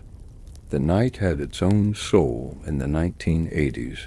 It was darker, quieter, and somehow fuller. The sky wasn't drowned in light. You could see stars. The moon shone over cul-de-sacs and highways alike, and somewhere in the distance you could always hear the faint echo of a radio playing a love song. Drive-in theaters glowed like little pockets of magic. Cars lined up under the open sky, engines idling softly, people laughing through rolled-down windows. Couples held hands, kids in pajamas ran to the concession stand, and the smell of popcorn mixed with the sound of crickets. When the movie ended, engines started one by one, their red taillights weaving into the dark like fireflies. There's something almost sacred about how real life felt then. Heavy, physical, tangible. You touched things, you held them, you waited for them. You called someone and heard their voice tremble or laugh on the other end.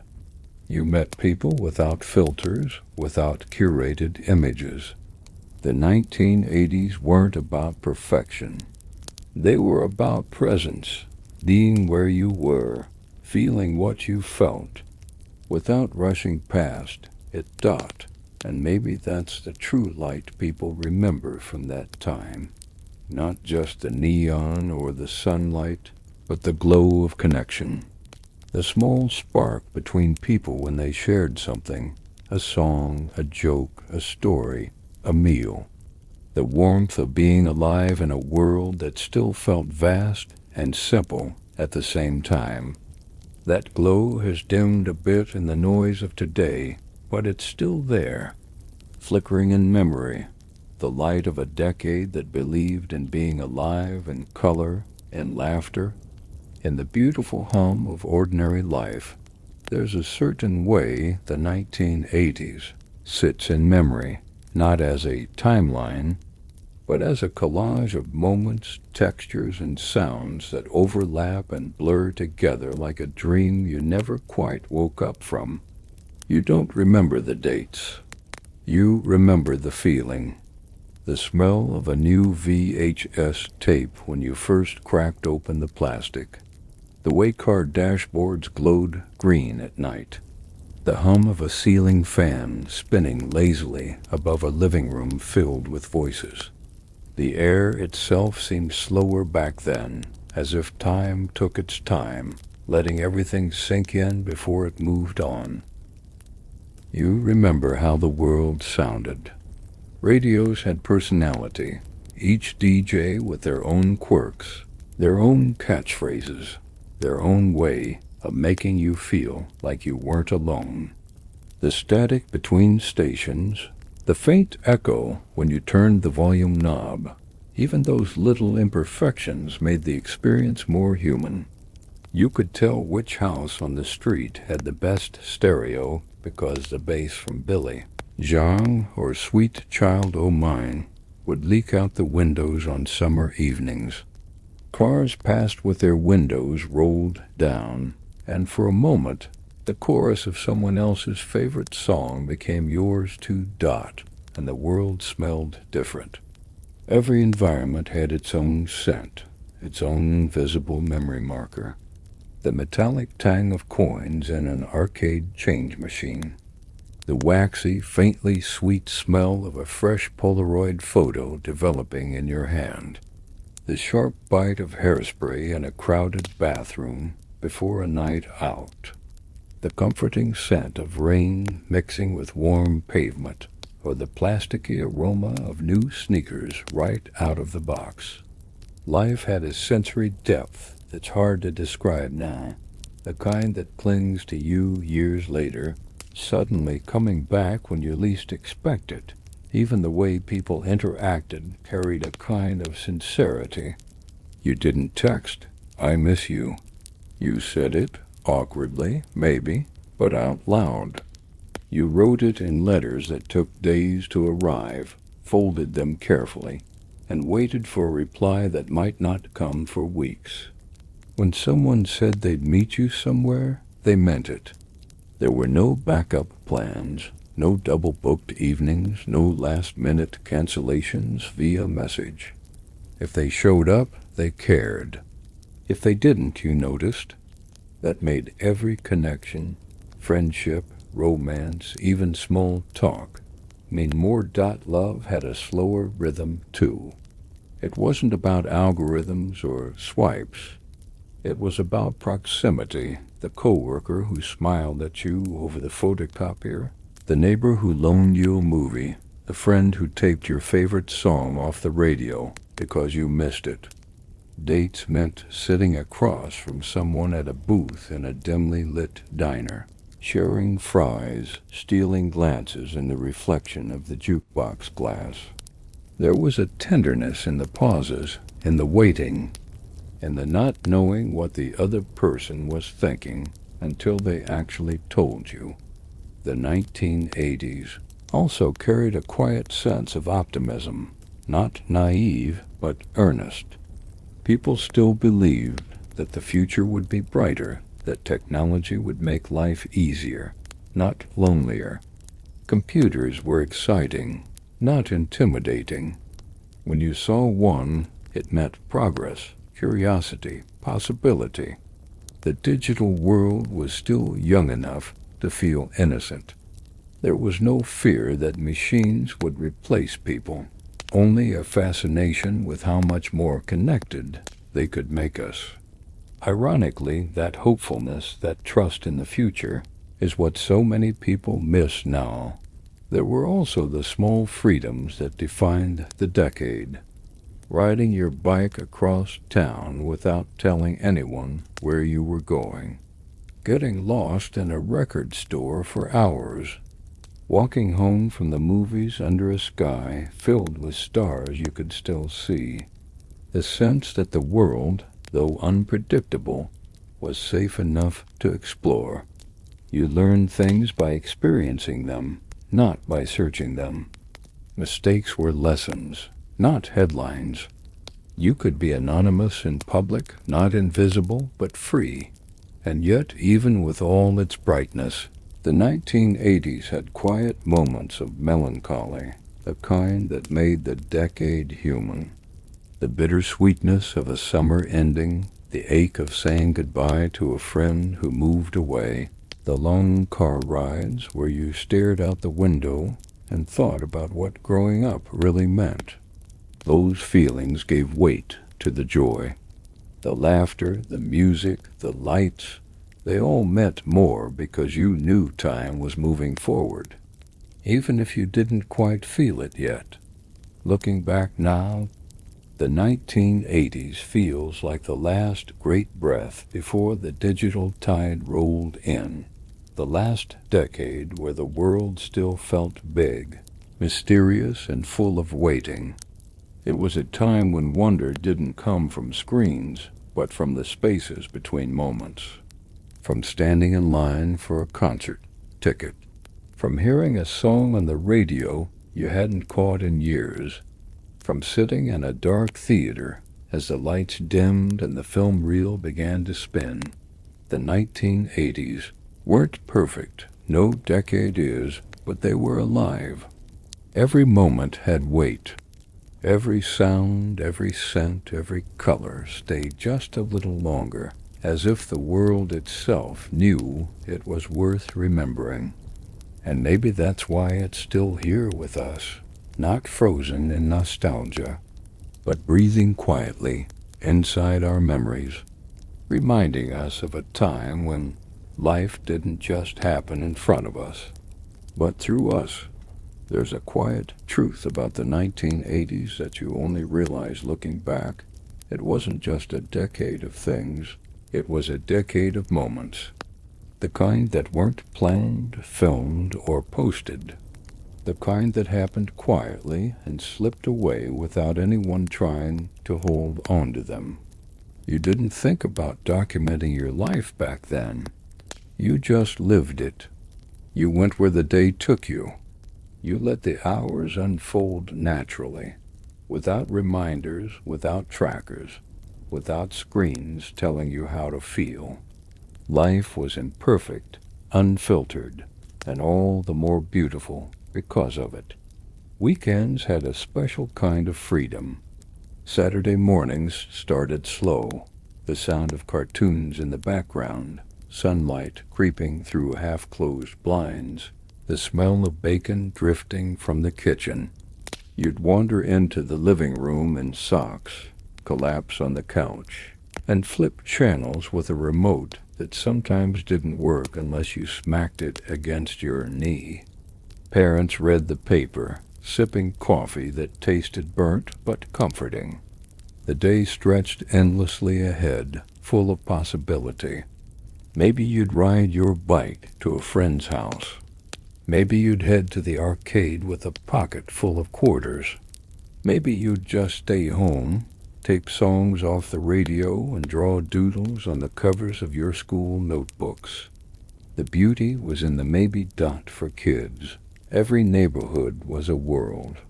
The sidewalks, the empty lots, the woods at the edge of town, they were kingdoms. A single baseball field could hold entire summer's worth of stories. You'd meet up after lunch, gloves slung over your shoulders, and play until the sun melted into the horizon. No one called to check where you were. There was trust in the air, the kind that made freedom feel safe. You learned how to build things, how to fix your bike when the chain slipped, how to read the sky to know when it was time to head home. The street lights coming on weren't a nuisance. They were a cue, a silent agreement between parents and kids that the day had been good enough to end. Teenagers had their own rhythm. The mall, the roller rink, the movie theater, they were all stages for growing up. You'd walk in with a group of friends, pockets jingling with change, and feel like the world was just beginning. The smell of popcorn, the echo of laughter, the neon lights reflecting off shiny floors, it all wrapped around you like a promise. First crushes bloomed in parking lots and at lockers. Slow dances at school gyms were awkward and sacred all at once, sweaty palms and nervous laughter under dim lights. And when someone gave you a mixtape that wasn't just a playlist, it was a confession, a coded message written in songs. You'd listen alone in your room, rewinding certain tracks just to feel what they were trying to say. Even adults lived differently.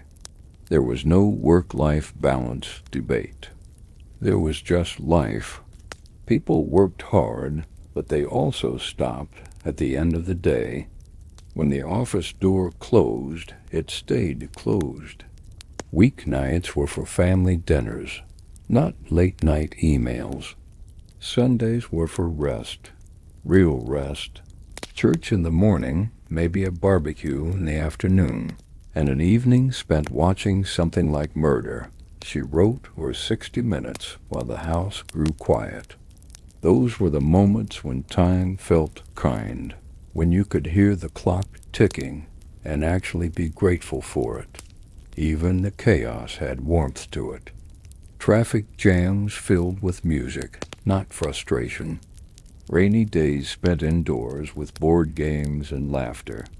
Long drives where the only directions you had were scribbled on a napkin, and the only GPS was a sense of adventure. There was beauty in getting lost and finding your way by instinct and landmarks. Every trip, every errand, every stop for gas carried its own small story. And when the day was over, there was stillness. The glow of a TV left on too long, the low hum of appliances, the faint creak of a settling house. You'd sit by the window or lie in bed, staring at the ceiling fan, your thoughts drifting through everything and nothing. The darkness wasn't something to escape. It was something to rest in. There was no pressure to fill every second, no competition for attention. The quiet belonged to you. That's what made the 1980s special. The space between things. The pauses. The waiting. The moments of stillness that made life feel deep and wide. People talk about nostalgia as if it's just missing old objects, but it's not. It's missing that feeling, the pace of it, the calm of it, the way ordinary life felt meaningful because it was yours. You didn't need to capture it. You were already in it, and maybe that's why those memories still feel alive today. Because they weren't curated or constructed. They were lived, one heartbeat at a time. The 1980s weren't about perfection or progress. They were about presence, about the magic of unremarkable days that somehow became unforgettable, about laughter that didn't need an audience, about a world that felt smaller, slower, and infinitely more human. When you think of that decade now, you don't remember what was on your to-do list, or what time the news came on, or how much gas cost. You remember the light, the warmth, the way the world sounded when you opened a window and just listened. And for a moment it all comes rushing back. The hum of the radio, the smell of dinner, the faint laughter drifting in from another room. The ordinary miracles that made life in the 1980s quietly, perfectly whole. Maybe the reason the 1980s still feel alive in so many hearts is because it was the last time the world seemed both small enough to understand and big enough to dream about. The decade balanced between two eras, one foot in the analog past, one reaching for a digital future. But even with technology creeping closer, life was still anchored in human moments. You could feel time moving, not rushing. It passed in scenes, the sun sinking behind a row of parked cars, the hiss of a can opening, the soft creak of a screen door, the faint chatter of a TV in another room. The world breathed with you. It was slower, warmer, more deliberate. The future back then wasn't something to fear, it was something to hope for. When people talked about space travel, robots, or computers, there was excitement in their voices. It was the decade of imagination, when kids built rocket ships out of cardboard boxes and dreamed of being astronauts, when adults thought the year 2000 would bring flying cars and colonies on Mars. Science fiction wasn't dystopian. It was optimistic. Movies like Back to the Future, E.T., and The Last Starfighter didn't just show technology, they showed wonder. They made you believe in possibility, in adventure, and something bigger than yourself. Even the sound of a modem dialing up felt like a door opening to a new world. And yet, for all that dreaming, people were deeply connected to the present. You didn't check a dozen notifications before bed. You turned off the light, rolled over, and listened to the house settle. You didn't start your morning by scrolling. You poured a cup of coffee, maybe read the paper, maybe just sat there for a few quiet minutes. There was time for nothing, and that nothing was precious. People noticed the weather. They looked up at clouds and said, "Looks like rain." They felt seasons in their bones. Summer wasn't a blur of screens. It was sweat, grass, laughter, the smell of sunscreen and pavement baking in the heat. Even work felt more tangible. You handled things, paper, pens, phones, with cords. Desks had drawers full of paper clips and rubber bands, calendars marked with real ink. You could hear the rhythm of an office, the clatter of typewriter keys, the buzz of a copy machine, the ring of telephones. Every sound meant something, and when the day ended, it ended. People left their work behind and went home. They watched TV with their families, went for drives, or took walks just to see who else was out. The boundary between work and life was clear and sacred. The streets themselves had personality. Cities weren't sterile grids of glass towers yet. They were living, breathing places. Neon signs flickered in diner windows. Movie marquees changed by hand, one letter at a time. Corner stores stayed, open late, their doors chiming every time someone came in to grab a soda or a pack of gum. People talked to each other, not out of politeness but out of habit. You knew the guy at the gas station. You knew your mail carrier by name. Even strangers on buses nodded hello. It wasn't forced, it was community, the simple acknowledgement that we were all part of the same story.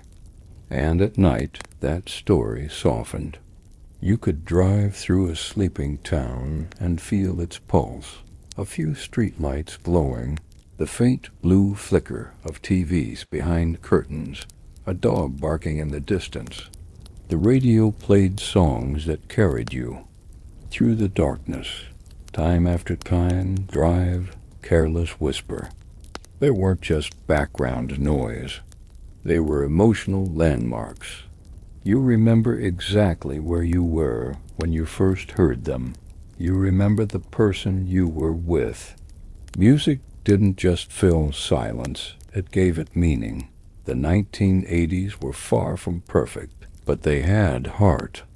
They made room for imperfection. You could make mistakes, get lost, start over, and the world would still wait for you. There was forgiveness built into time. Maybe that's what nostalgia really is.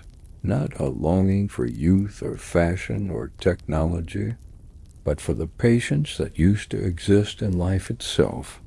The patience to listen to a song all the way through, to write a letter and wait for a reply, to fall in love slowly without needing to define it right away. When you think of that decade now, you don't just remember what it looked like, you remember how it felt. The textures, the tones, the pauses, the sincerity of small talk, the trust in silence, the comfort in repetition. It was a world that didn't need to be constantly reinvented. It just needed to be lived in. And even though time is carried, used far from it, pieces of that world still glow quietly beneath the noise of today, in old photographs, in the hum of a vinyl record, in the faint smell of an opened magazine from decades ago. The 1980s never truly ended. They just settled gently into memory, still alive in every person who remembers what it was like to look around, not down, and think, just for a moment, that the world felt exactly right. Sometimes, when you think back on the 1980s, it feels like remembering a dream that actually happened. A dream built out of light, noise, laughter, and quiet moments that didn't seem important then, but somehow define everything now. It was a decade where life felt personal. You could see the fingerprints on it, the scuffs, the imperfections, the pieces that didn't quite match. It wasn't polished, it wasn't filtered, but it was real. You could feel it in the way people talked, in the way they waited for things, in the way the world itself seemed to breathe slower. There was a kind of magic in the everyday routine. Mornings began not with notifications, but with the sound of a clock radio, the DJ's voice half awake, the first song of the day spilling out through static. You'd get ready under the soft hum of fluorescent bathroom lights, the mirror fogging from the shower. The house smelled like toast, coffee, and something faintly sweet. Maybe fabric softener from freshly dried clothes. You'd pack a lunch, grab your backpack or briefcase, and step outside into air that somehow always felt fresher than it does now. Cars idled in driveways, neighbors waved, and the world felt connected by small gestures that didn't need to be captured or shared. The commute was its own kind of meditation. Radio stations played a mix of rock, pop, and talk shows, each voice familiar, the same hosts you'd listened to for years. They'd tell bad jokes, give weather updates, or play a song that instantly shifted your mood. There was no skipping, no shuffling. You took what came, and somehow it was always enough. Red lights weren't interruptions. They were breathers. You'd look around, other cars, other lives, everyone moving toward something. There was comfort in that quiet choreography of strangers. At work or school, life was tactile. The world was made of objects, not icons. Papers rustled, pens clicked, typewriters clacked. You could smell ink and paper. Desks weren't clean white surfaces. They were layered, post-it notes, photos, coffee rings, maybe a little dust. Everything had weight. When you finished a task, you didn't press save. You held the result in your hands. A printed report, a drawing, a letter.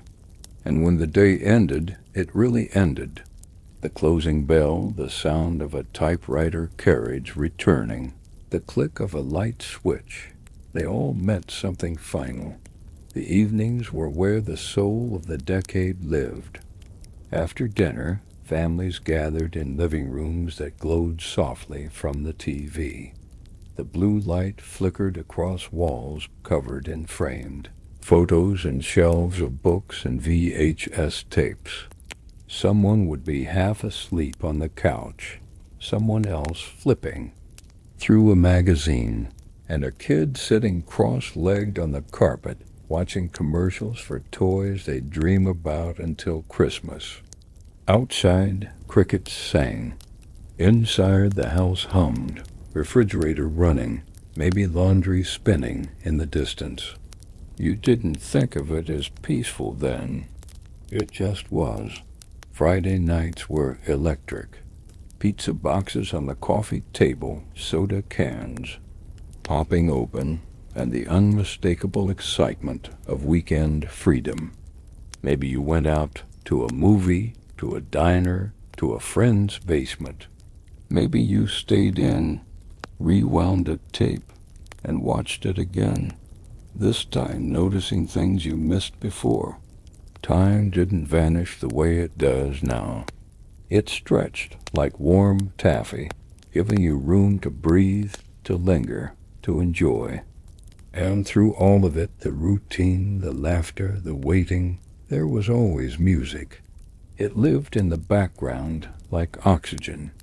Every store, every restaurant, every roller rink had its own soundtrack. There was always a melody sneaking through walls, out of radios, under car doors.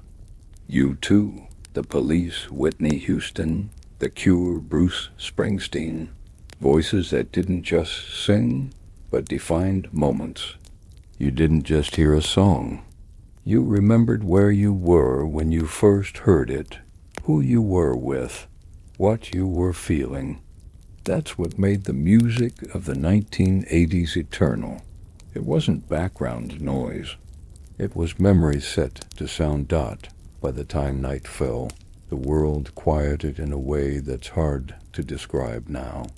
The sky was darker, deeper.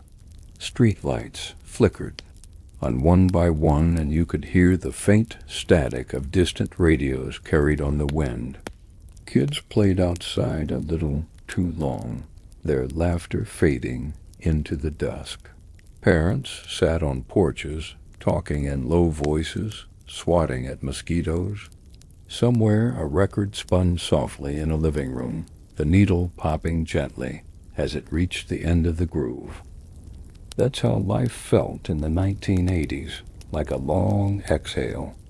The decade had rhythm, not just in its music, but in its days. It wasn't about speed or spectacle.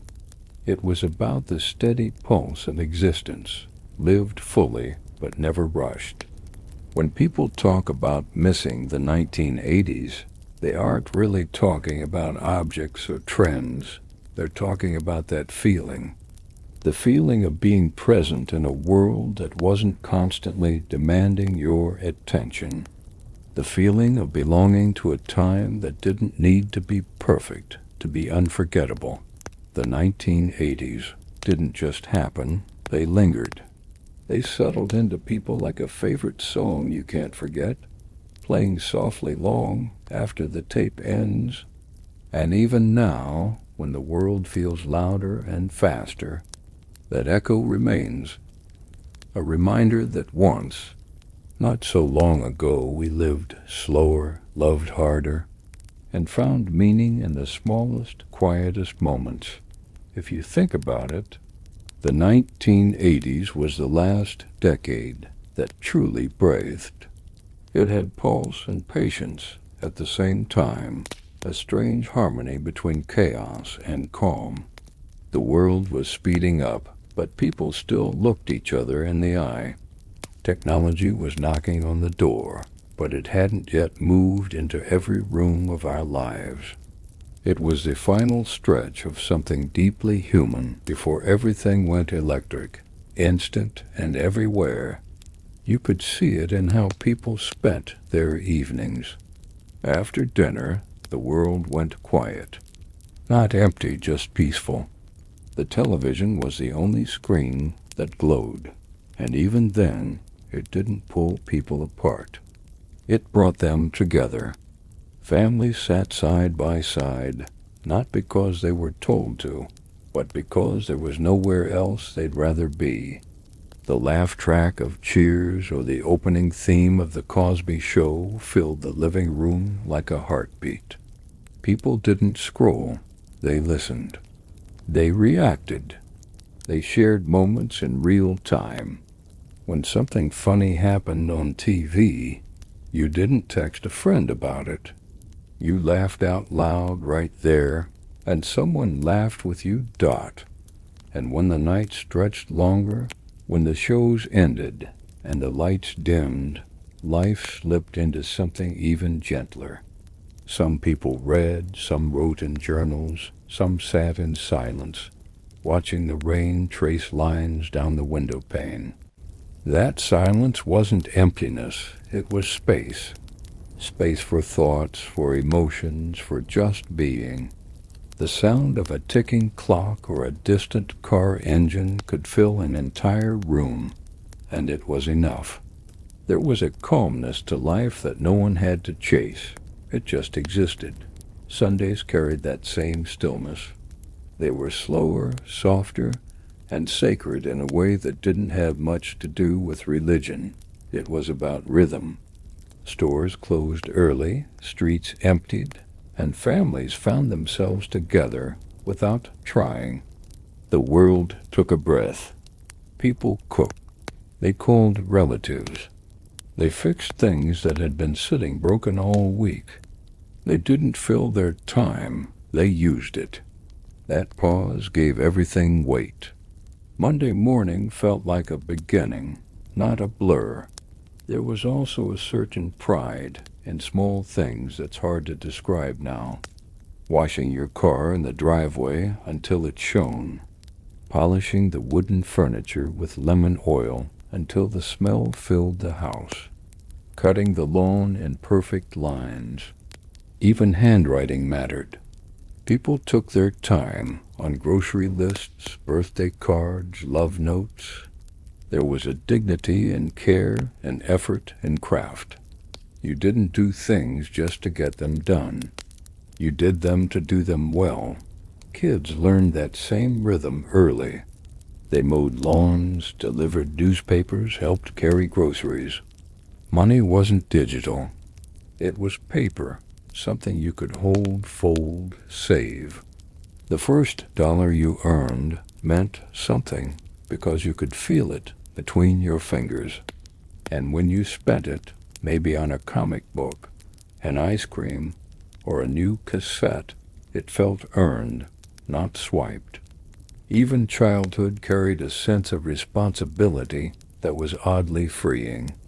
You didn't need to be entertained every second. You just needed a little freedom and a friend to share it with. The nights back then had a special kind of glow. There was no light pollution washing out the stars, no blue glare from endless screens. Just the soft amber hue of street lamps and the distant flicker of televisions behind half-drawn curtains. If you went for a walk, you could hear the world breathing, crickets chirping, the faint rustle of trees, a dog barking down the block.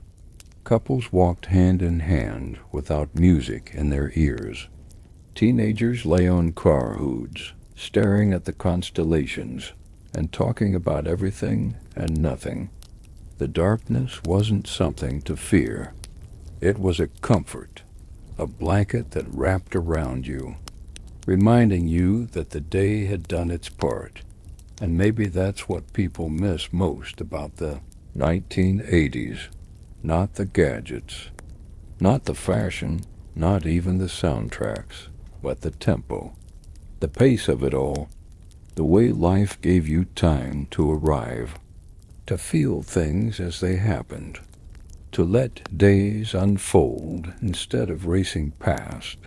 There was still wonder in waiting for a phone call, for a movie to hit theaters, for the mail to arrive.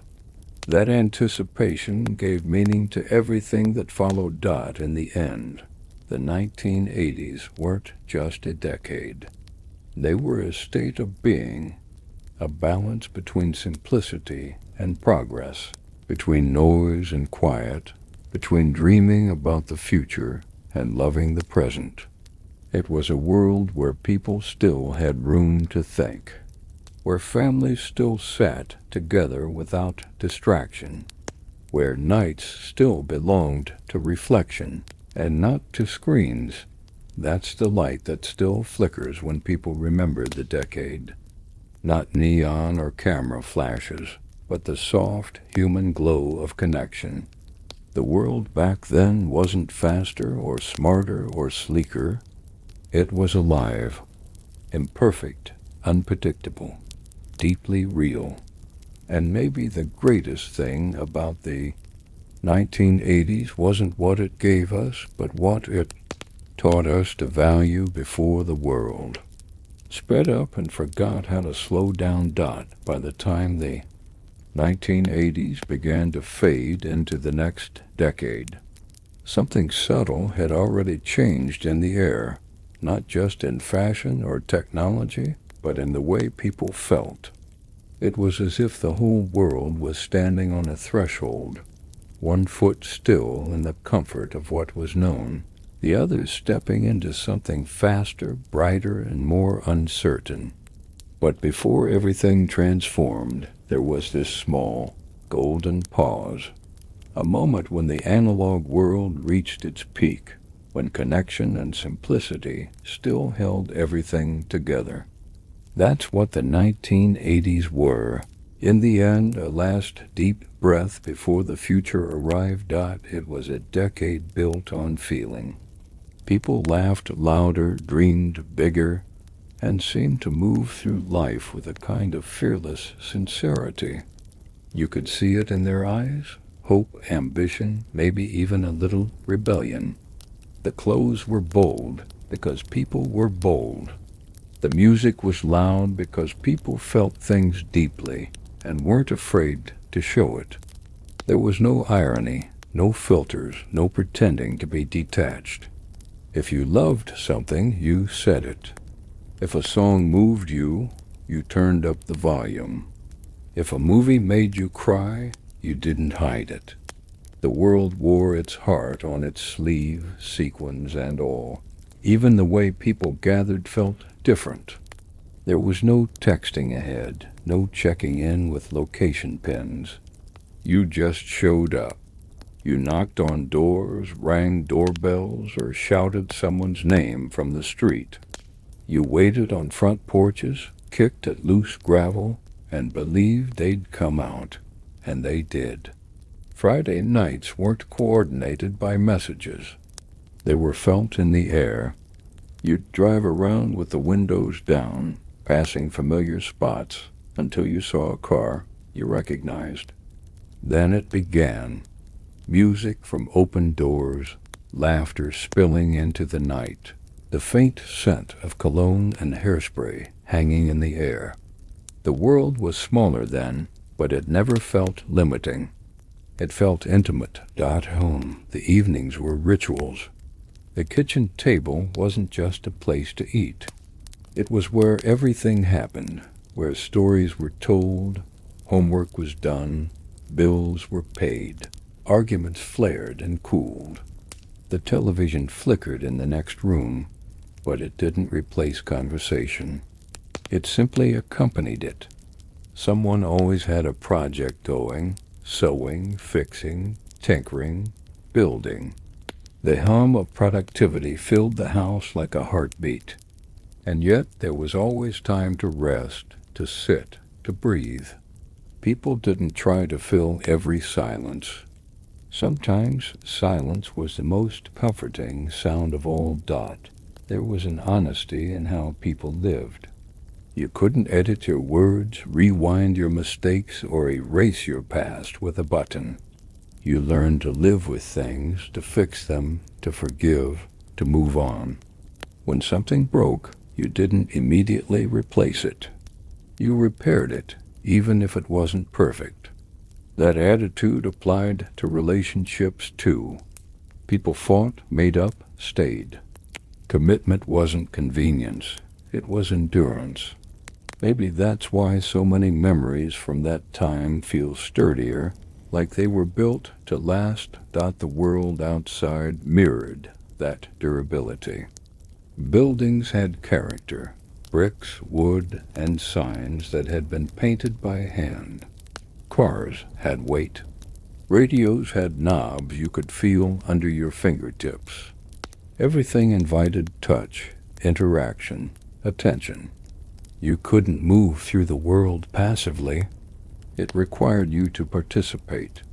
Every sound and object asked for your focus. The hiss of a cassette rewinding, the clunk of a typewriter key, the satisfying click of a light switch. Those small physical details tethered you to the moment, grounding life in something real. Even the way time passed felt human. Seasons announced themselves, not just by the calendar, but by scent and sound.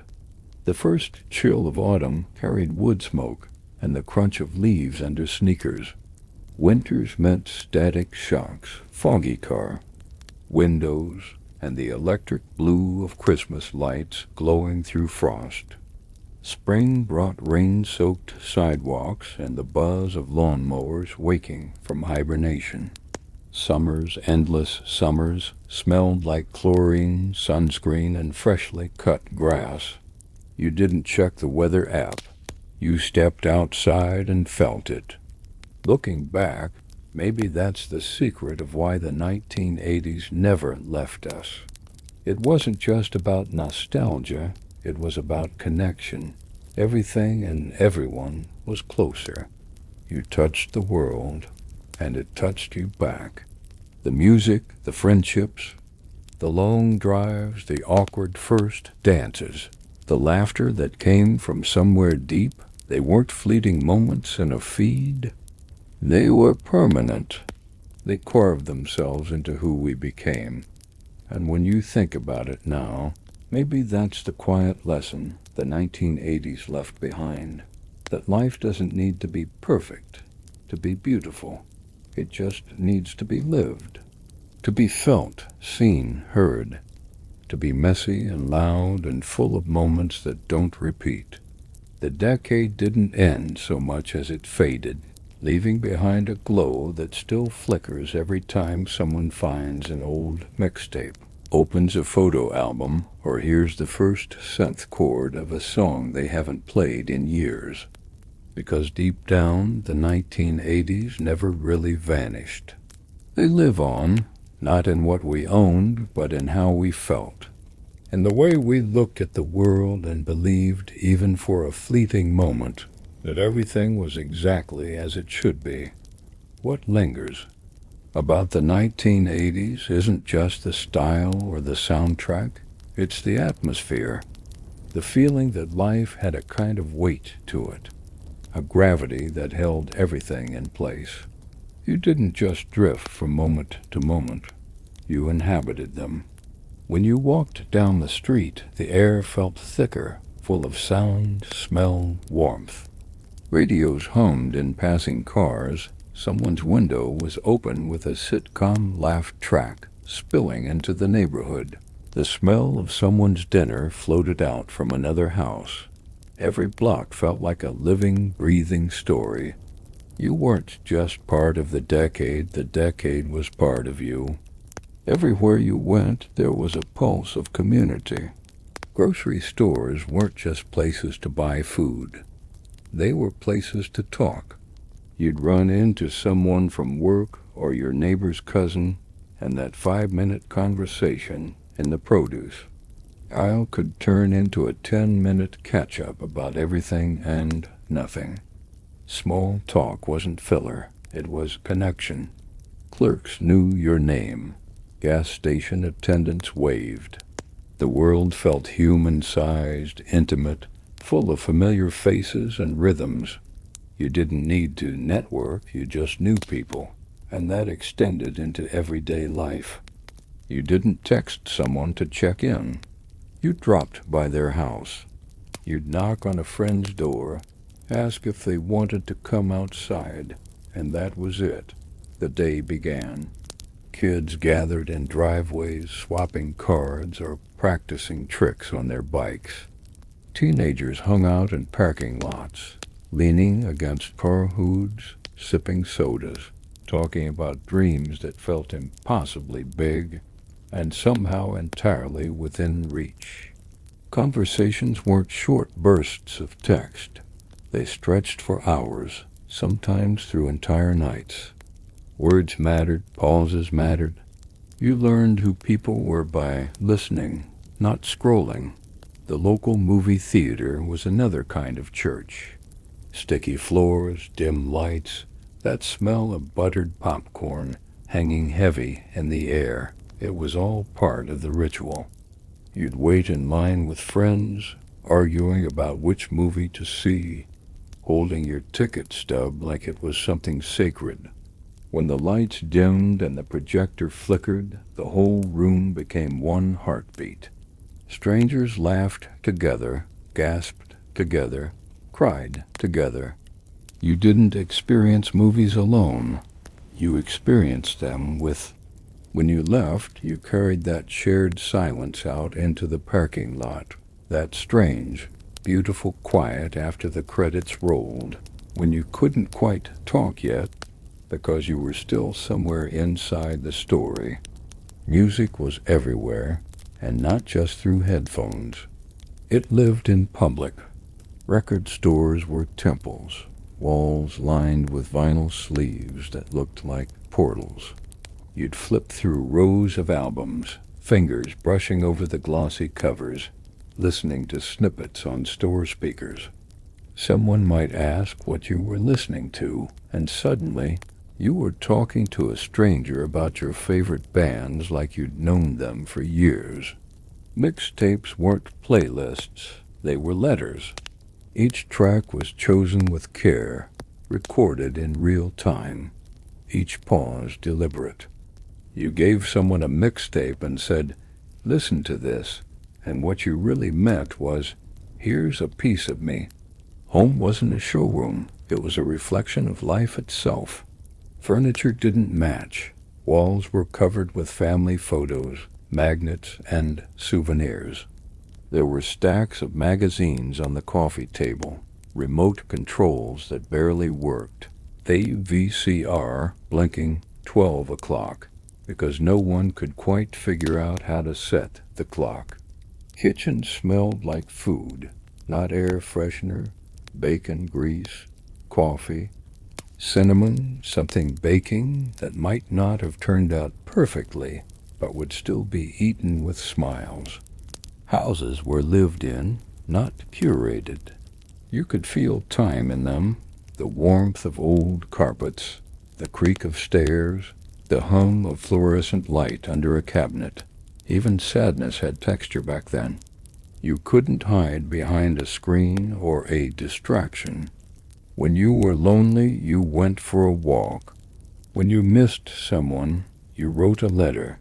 When you fought with someone, you worked it out or you didn't, but it stayed real. Emotions weren't flattened into emojis or one-word replies. They filled rooms, echoed through phone lines, lingered in the air. And because life wasn't instantly edited or deleted, it left marks, the kind that shaped you quietly over time. The 1980s weren't about perfection.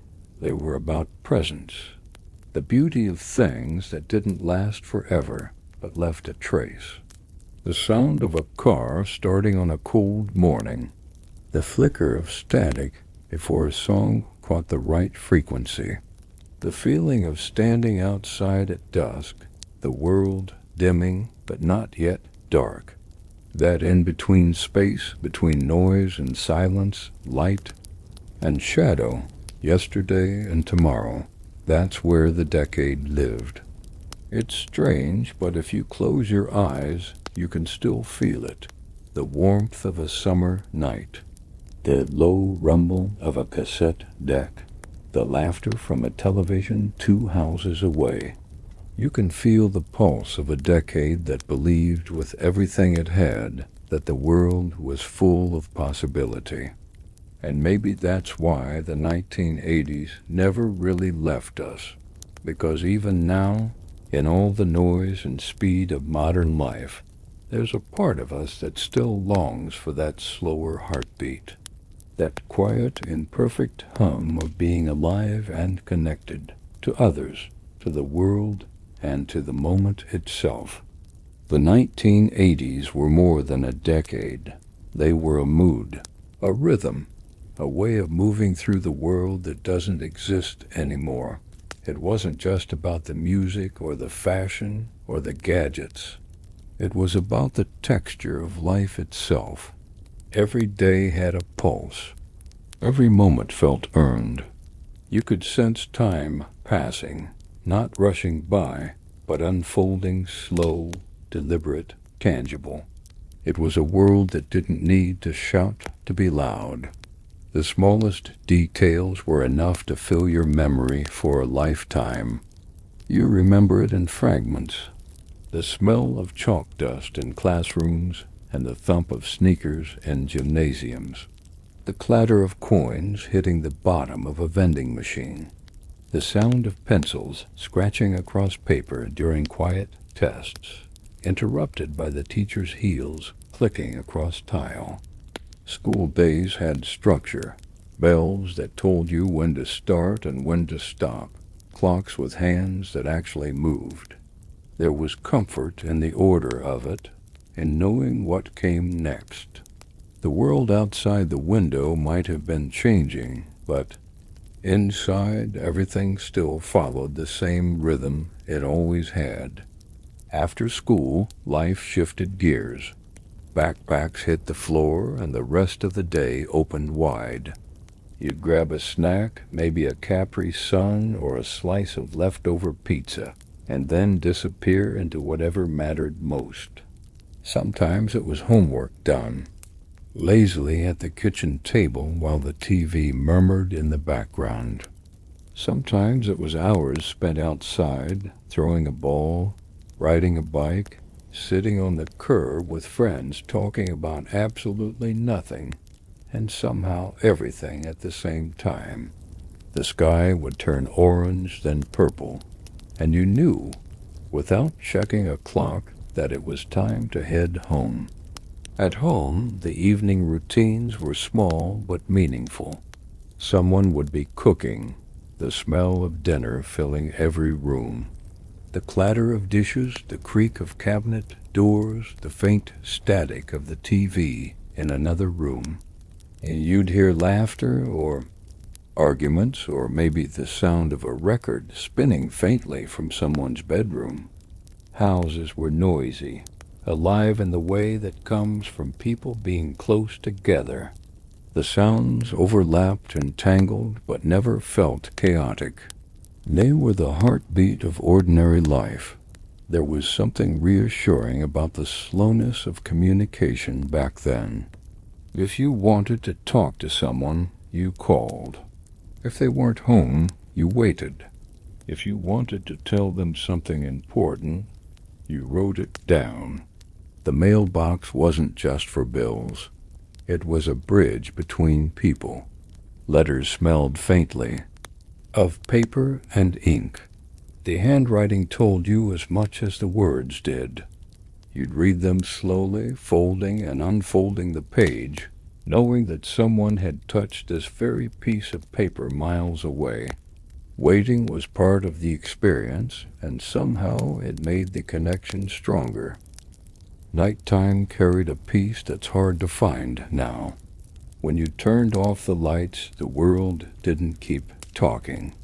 There was no glow from a screen, no hum of constant notification. The darkness was real and soft. You could hear the house settling, the refrigerator humming, the distant rumble of a passing car. Maybe you'd hear your parents' voices from down the hall or the low hiss of a late-night radio show. The night had texture. It didn't just swallow you. It held you. Saturdays were sacred. Not in a religious sense, in a human one. They were a break from everything structured, a day that belonged to you. You might mow the lawn, wash the car, or just sleep in. Maybe go to the mall with friends or the park with family. Even errands had joy in them. The smell of fresh bread at the grocery store, the buzz of conversation at the checkout, the sound of plastic bags rustling as you walked to the car. There was no need to rush home to check something online. You were already in your life, not documenting it, not comparing it, just living it, and through it all. There was this quiet belief that the world was steady, that things would turn out fine. It wasn't naivety. It was trust. Trust in time, in people, in the simple act of showing up. When things went wrong, you didn't post about it. You worked through it. When something good happened, you didn't announce it to strangers. You shared it with the people who were there. The world felt smaller, but hearts felt bigger. Looking back, it's hard not to miss that texture, the patience, the tangibility, the weight of time. The 1980s didn't rush you. It invited you to sit down, to listen, to look around, to find joy in the hum of a refrigerator or the flicker of a lamp, to feel connected just by being present. And maybe that's why the decade still glows in people's memories, because somewhere in its steady rhythm, life found a perfect balance between what it was and what it would become. It was a decade that didn't ask for your attention. It deserved it. And it still does. Sometimes it feels like the 1980s were the last time the world moved at a pace human beings were built for. There was enough noise to feel alive, but enough quiet to hear yourself think. You could dream without distraction. You could be bored without guilt. There were no invisible audiences watching your life unfold, just you, your friends, your family, and the moment right in front of you. Life didn't need to be captured. It needed to be lived. You can still picture the small things, the everyday rituals that made up the soundtrack of the decade. The sound of newspapers hitting doorsteps at dawn, the whir of a ceiling fan in a sun-warmed room, the smell of fresh coffee drifting down hallways while morning light poured through blinds in long golden stripes. Radios playing in the kitchen, always a little too loud, with DJs who sounded like they were talking directly to you. You'd pour cereal into a bowl, the box crackling, milk splashing cold, and the day began not with a schedule, but with a feeling. Outside, the world had texture. Streets weren't clean and polished. They were alive. Cracks in the sidewalks, faded chalk drawings, gum pressed into the pavement, the scent of cut grass mixing with exhaust, the hum of cars on distant highways, the drone of lawnmowers, the low bark of dogs behind chain-link fences. Every neighborhood had a soundtrack, every corner a story. Kids on skateboards, mothers calling from porches, sprinklers ticking rhythmically as the heat built through the afternoon. You didn't just live in your town, you were woven into it. Afternoons belonged to sunlight and motion. School was done, the air smelled like possibility, and time stretched wide open. You'd drop your backpack at home and vanish until dinner. Maybe the park, maybe a friend's basement, maybe nowhere in particular. There was no plan, and that was the point. Freedom wasn't something you earned. It was something that existed naturally, a right of childhood that didn't need to be announced or negotiated. You'd bike through alleys, balance on curbs, stop for sodas, chase the day until it ran out. The world felt safe enough to explore and big enough to get lost in. And when the sun went down, something changed in the air. The heat broke, the wind cooled, and everything softened. Porch lights flickered on. Radios switched from upbeat pop to slower songs that hung in the background like memory. Families gathered again for dinner, for TV, for conversation that drifted between trivial and profound. Maybe someone told a joke that made everyone laugh until their stomach hurt. Maybe someone sat quietly, staring at nothing in particular. But it was all connected. People weren't elsewhere. They were there. Nights had their own magic. You could hear it. A car passing with Phil Collins or Foreigner on the radio. A group of teenagers talking under a street light. The distant hum of a drive-in projector. The echo of a basketball bouncing in an empty court. The stars were visible. The darkness was thick and honest. Sometimes you'd lie in bed and listen to the night breathe, the soft rumble of a train, the faint ring of a phone 2 houses away. The way silence seemed to stretch just far enough to make you feel safe. Even sadness carried meaning. Heartbreak didn't scroll away with the next distraction. You felt it. You'd sit by a window, watching rain streak down the glass, a slow song playing on the radio, and you'd let the ache stay until it taught you something. Pain wasn't something to hide from. It was something to grow through. Every feeling mattered because there was time to feel it. The decade wasn't perfect. It had its storms, its contradictions, its shadows, but even the hard parts had edges you could hold. People faced things head-on because there wasn't another way. Resilience wasn't a slogan. It was simply how you lived.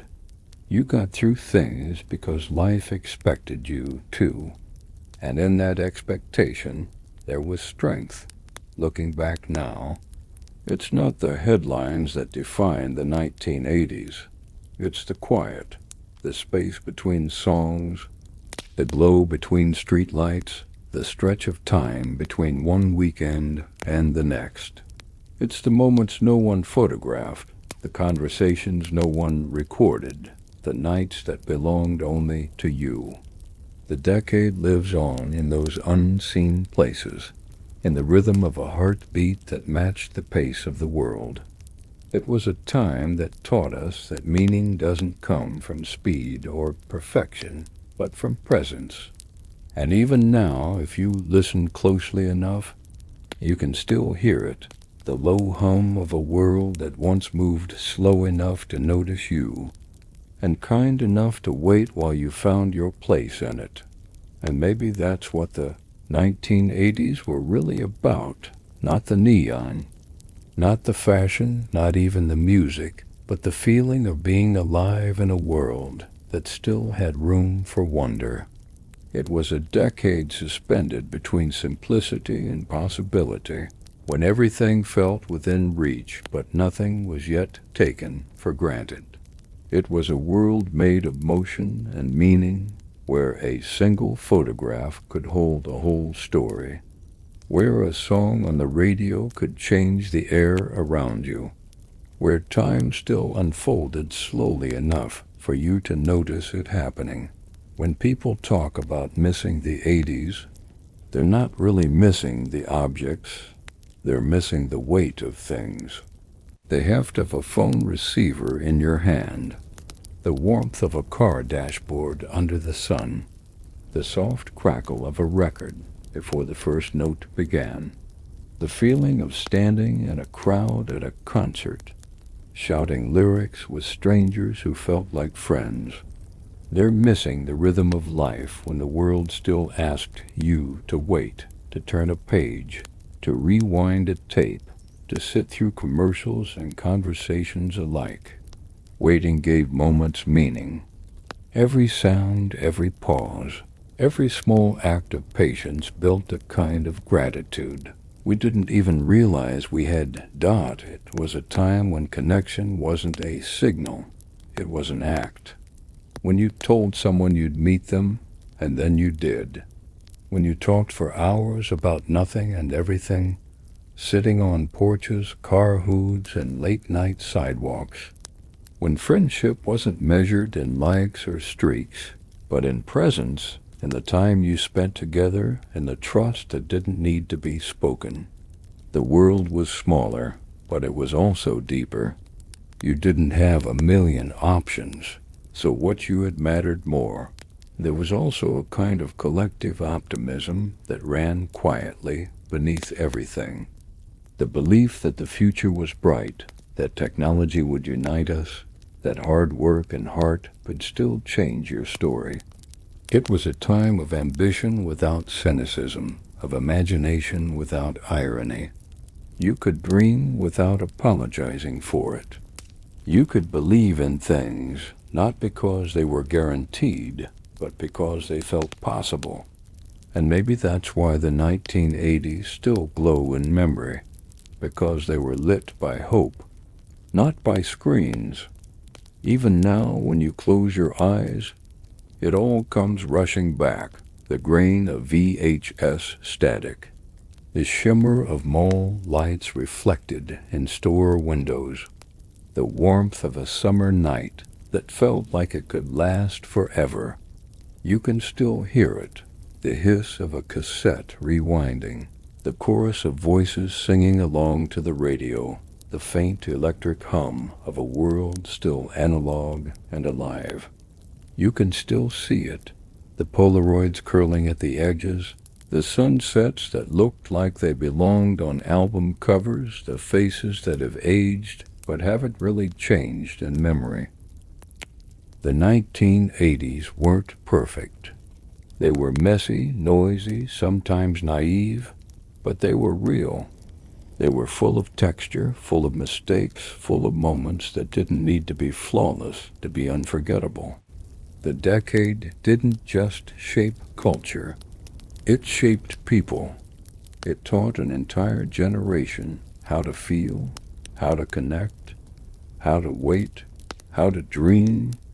It taught us that joy didn't need permission, that love didn't need perfection, that ordinary life could still be cinematic dot, and maybe that's what remains, the quiet truth that beneath all the color and sound. The 1980s were really about being present, about living without filters or shortcuts, about hearing the world as it really was, rough around the edges, full of static, but honest. It was the last decade that looked forward without letting go of the present, the last one that still believed in the slow magic of time. The light of that world has faded, but not disappeared. It still flickers in the glow of a record player, in the laughter of an old sitcom rerun, in the static hum of a forgotten videotape. It lives on in memory, not as something lost, but as something carried quietly within us. A reminder that for a little while the world was slower, warmer, and completely alive. The 1980s didn't end.